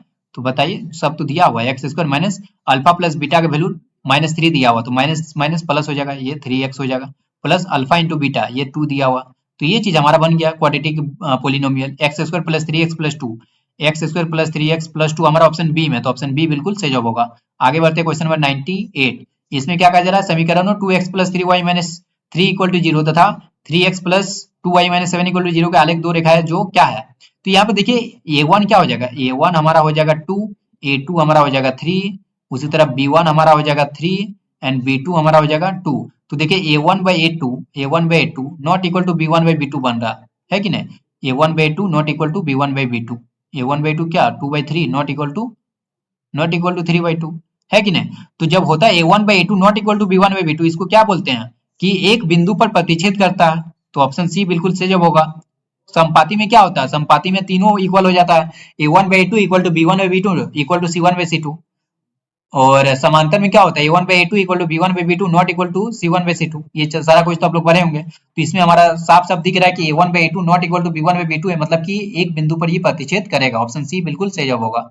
चलिए आप आगे बढ़ते हैं क्वेश्चन नंबर 99, यदि a तथा b दो धनात्मक पूर्णांक है तथा a का न्यूनतम अभाज्य गुणनखंड 5 है तथा b का न्यूनतम अभाज्य गुणनखंड 7 है, तो a प्लस b का न्यूनतम अभाज्य गुणनखंड क्या होगा। देखिए ये भी दो तरीका से मैं बता देता हूँ, इसमें क्या होगा कि a का न्यूनतम अभाज्य गुणनखंड 5 है, तो क्यों ना a को ही हम लोग 5 कंसीडर कर लेते हैं, a इक्वल टू 5 कंसीडर कर लेते हैं, एंड b का न्यूनतम अभाज्य गुणनखंड 7 है, तो इस b को 7 मान लेते हैं, तो a प्लस b क्या हो जाएगा, a प्लस b हमारा 12 हो जाएगा, 12 हो जाएगा, तो 12 का न्यूनतम अभाज्य गुणनखंड क्या होगा, 2 होगा, तो 2 बिल्कुल सही जवाब होगा। ये तो पहला तरीका हो गया। अब दूसरा तरीका क्या होगा, पहला तरीका समझ में आ गया ना, पहला तरीका मैंने a को 5 मान लिया, b को 7 मान लिया, तो उसका न्यूनतम गुणनखंड 5 हो जाएगा a के लिए, और b का न्यूनतम गुणनखंड हमारा 7 हो जाएगा, तो a प्लस b 12 हो गया, तो 12 का न्यूनतम गुणनखंड क्या होगा, अभाज्य गुणनखंड हमारा 2 हो जाएगा, है कि नहीं। दूसरा तरीका ये है कि a का न्यूनतम गुणनखंड हमारा 5 है, मतलब क्या होगा, a कोई ऑड नंबर होगा, समझ रहे हैं ना, ऑड नंबर होगा। यदि मान लीजिए इवेन नंबर हो जाता, मैं क्यों बोल रहा हूँ कि ऑड नंबर होगा, यदि इवेन नंबर हो जाता, मान लीजिए इन द केस कि a एक इवेन नंबर हो जाता, तब तो इसका क्या होता, न्यूनतम अभाज्य गुणनखंड 2 हो जाता ना, 2 तो सभी 2 जो है वो सभी इवन नंबर को पूरी तरह से कैंसिल आउट करता है, पूरी तरह से डिवाइड करता है। तो यदि ये इवन नंबर हो जाता तो वो न्यूनतम अभाज्य गुणनखंड 2 हो जाता है। इसलिए मैंने इससे ये अंदाजा लगा लिया कि ए जो है ऑड नंबर होगा। उसी तरह बी का न्यूनतम अभाज्य गुणनखंड 7 है, मतलब बी भी क्या होना चाहिए, ऑड होना चाहिए। यदि वो इवन होता तो 2 हो जाता न्यूनतम अभाज्य गुणनखंड। ठीक है, तो बताइए आप एक चीज पढ़े होंगे, ए प्लस बी क्या होगा, ए प्लस बी क्या होगा, एक चीज आप पढ़े होंगे ऑड प्लस ऑड। आप 1 प्लस 3 ले लीजिए, 3 प्लस 5 ले लीजिए, 7 प्लस 13 ले लीजिए, जो भी लीजिए, तो odd plus odd equal to क्या हो जाएगा, इवन हो जाएगा, इवन हो जाएगा। अब जब ये इवन हो गया, इवन के लिए न्यूनतम अभाज्य गुणनखंड क्या होगा, 2 होगा, जो कि ऑप्शन ए में दिख रहा है। तो ऑप्शन ए बिल्कुल सही जवाब होगा। तो मैंने दो तरीके से आप लोग बता दिया, जो तरीका आपको इजी लगे, दो तरीका आपको समझ में आए, वो तरीका आप फॉलो कीजिए। लास्ट क्वेश्चन की ओर चलते हैं। किसी संख्या को 121 से भाग देने पर शेषफल 27 आता है। तो 121 से भाग दिए तो वो शेषफल हमारा 27, वो संख्या मान लीजिए x है, इसको यदि 121 से डिवाइड किए तो हमारा शेषफल क्या आया, शेषफल हमारा 27 आया, 27 आया। तब इसी संख्या को 11 से भाग देने पर शेषफल क्या आएगा, तो 11 से भाग देने पर शेषफल क्या हो जाएगा, देखिए ये क्या हुआ, 11 का मल्टीपल है ना, 121 क्या हुआ, 11 का मल्टीपल है, 11 इंटू 11 है। ठीक है, तो 11 से डिवाइड करेंगे तो ये क्या, डायरेक्ट आप सिंपली 27 को डिवाइड कर दीजिए, इसमें शेषफल क्या आएगा, 11 दूनी 5 मतलब 5 आ जाएगा। तो 5 किस में, ऑप्शन सी में। तो ऑप्शन सी बिल्कुल सही जवाब होगा। ये हो गया पहला तरीका, ये हो गया पहला तरीका। मतलब क्या हुआ कि 120 से डिवाइड किया तो 27 शेषफल आया, और ये तो 11 के मल्टीपल में, तो ये पहला तरीका हुआ, 27 को डायरेक्ट डिवाइड कर दीजिए तो 5 शेषफल आ गया। दूसरा तरीका क्या हुआ कि एक चीज आप लोग पढ़े होंगे, भाज्य इक्वल टू भाजक गुना भागफल प्लस शेषफल। तो हमारे भाज्य मैंने क्या माना है, x माना है, तो भाज्य इक्वल टू भाजक, भाजक 121 गुना भाजक गुना भागफल, भागफल मान लीजिए a आया है, मान लीजिए a आया, भागफल भाज्य इक्वल टू भाजक गुना भागफल प्लस शेषफल, शेषफल तो हमारा 27 है, 27। ये चीज लिख सकते हैं, ये चीज लिख सकते हैं, बहुत इजीली लिख सकते हैं। अब इस केस में क्या होगा, 11 के केस में 11 को उसी से डिवाइड कर रहे हैं x, ठीक है। इस केस में भी कुछ आएगा, मान लीजिए भागफल b आया एंड शेषफल कुछ आ जाएगा, शेषफल कुछ आ जाएगा, ठीक है। तो इसमें मैं क्या लिख सकता हूँ, शेषफल मान लीजिए c आ गया, शेषफल c आ गया, तो हमको c का वैल्यू फाइंड करना, तो क्या लिख सकता हूँ, x इक्वल टू भाज्य इक्वल टू भाजक, भाजक क्या होगा 11 इंटू बी प्लस शेषफल, शेषफल c आएगा। इस तरह से लिख सकता हूँ, लेकिन मैं इस तरह से इसको नहीं लिखता हूँ, मैं कुछ इस तरह से इसको करने की कोशिश करता हूँ, कुछ इस तरह से मैं इसको करने की कोशिश करता हूँ। क्या करता हूँ कि देखिए x इक्वल टू क्या लिख सकता हूँ, 11 इंटू 11, 11 इंटू 11, ठीक है, प्लस यहाँ से 27 को क्या लिख सकता हूँ, 22 प्लस 5 लिख सकता हूँ। अब देखिए इन दोनों में 11 कॉमन निकाल लीजिए, 11 यदि कॉमन निकाल लिया तो क्या बन जाएगा बताइए, 11a प्लस 2 प्लस 5। अब देखिए ये पूरा कांस्टेंट हो जाएगा, इसके जगह में b पुट कर देता हूँ, इसके जगह में b पुट कर देता हूँ। a की जगह कुछ भी हो सकता है ना, a की जगह मान लीजिए 2 हुआ तो 22 प्लस 2, 22 प्लस 2 कितना हो जाएगा 24, तो b का 24 हो जाएगा वैल्यू, प्लस 5। तो ये क्या हो गया 11 के केस में, अभी जब 120 जो भाजक था, तो 120 से जब डिवाइड किया तो ये हमारा शेषफल गिना रहा था। तो ये इस केस में देखिए, इस केस में ये भाज्य हो गया, ये हमारा भाजक हो गया, ये भागफल हो गया, ये शेषफल हो गया। तो 11 से 11 क्या होगा इस केस में, 11 हमारा क्या हो गया, भाजक हो गया ना। तो जब 11 से डिवाइड किए किसको, x को, तब हमारा शेषफल क्या आया 5 आया। तो इस तरह से भी आप बहुत इजीली बता सकते हैं कि इसका शेषफल जो है 5 आएगा। तो आई होप आपको आज का वीडियो पसंद आया होगा। यदि पसंद आया हो तो आप एक लाइक कीजिए। मेरे पास समय की कमी है, फिर भी आप लोग के लिए वीडियो बनाया। यदि आप लाइक करते हैं, यदि आपका सपोर्ट मिलता है, यदि आप ज्यादा स्टूडेंट के साथ शेयर करते हैं तो, और यदि आप कमेंट करते हैं कि और भी इसी तरह का वीडियो चाहिए, तो मैं बिल्कुल आप लोग के लिए बनाऊंगा। अदरवाइज यदि आपका अच्छा खासा रिस्पॉन्स नहीं मिलेगा तो फिर मैं नहीं बना पाऊंगा, क्योंकि टाइम की कमी है, ठीक है। तो चलिए आज के लिए इतना रखते हैं, उम्मीद करता हूँ वीडियो पसंद आया हो, पसंद आए तो एक लाइक जरूर कीजिए, अपने दोस्तों के साथ ज्यादा से ज्यादा शेयर कीजिए। चलिए आज के लिए इतना ही, तब तक के लिए take care and bye bye. पढ़ते रहिए, मस्त रहिए एंड स्वस्थ रहिए।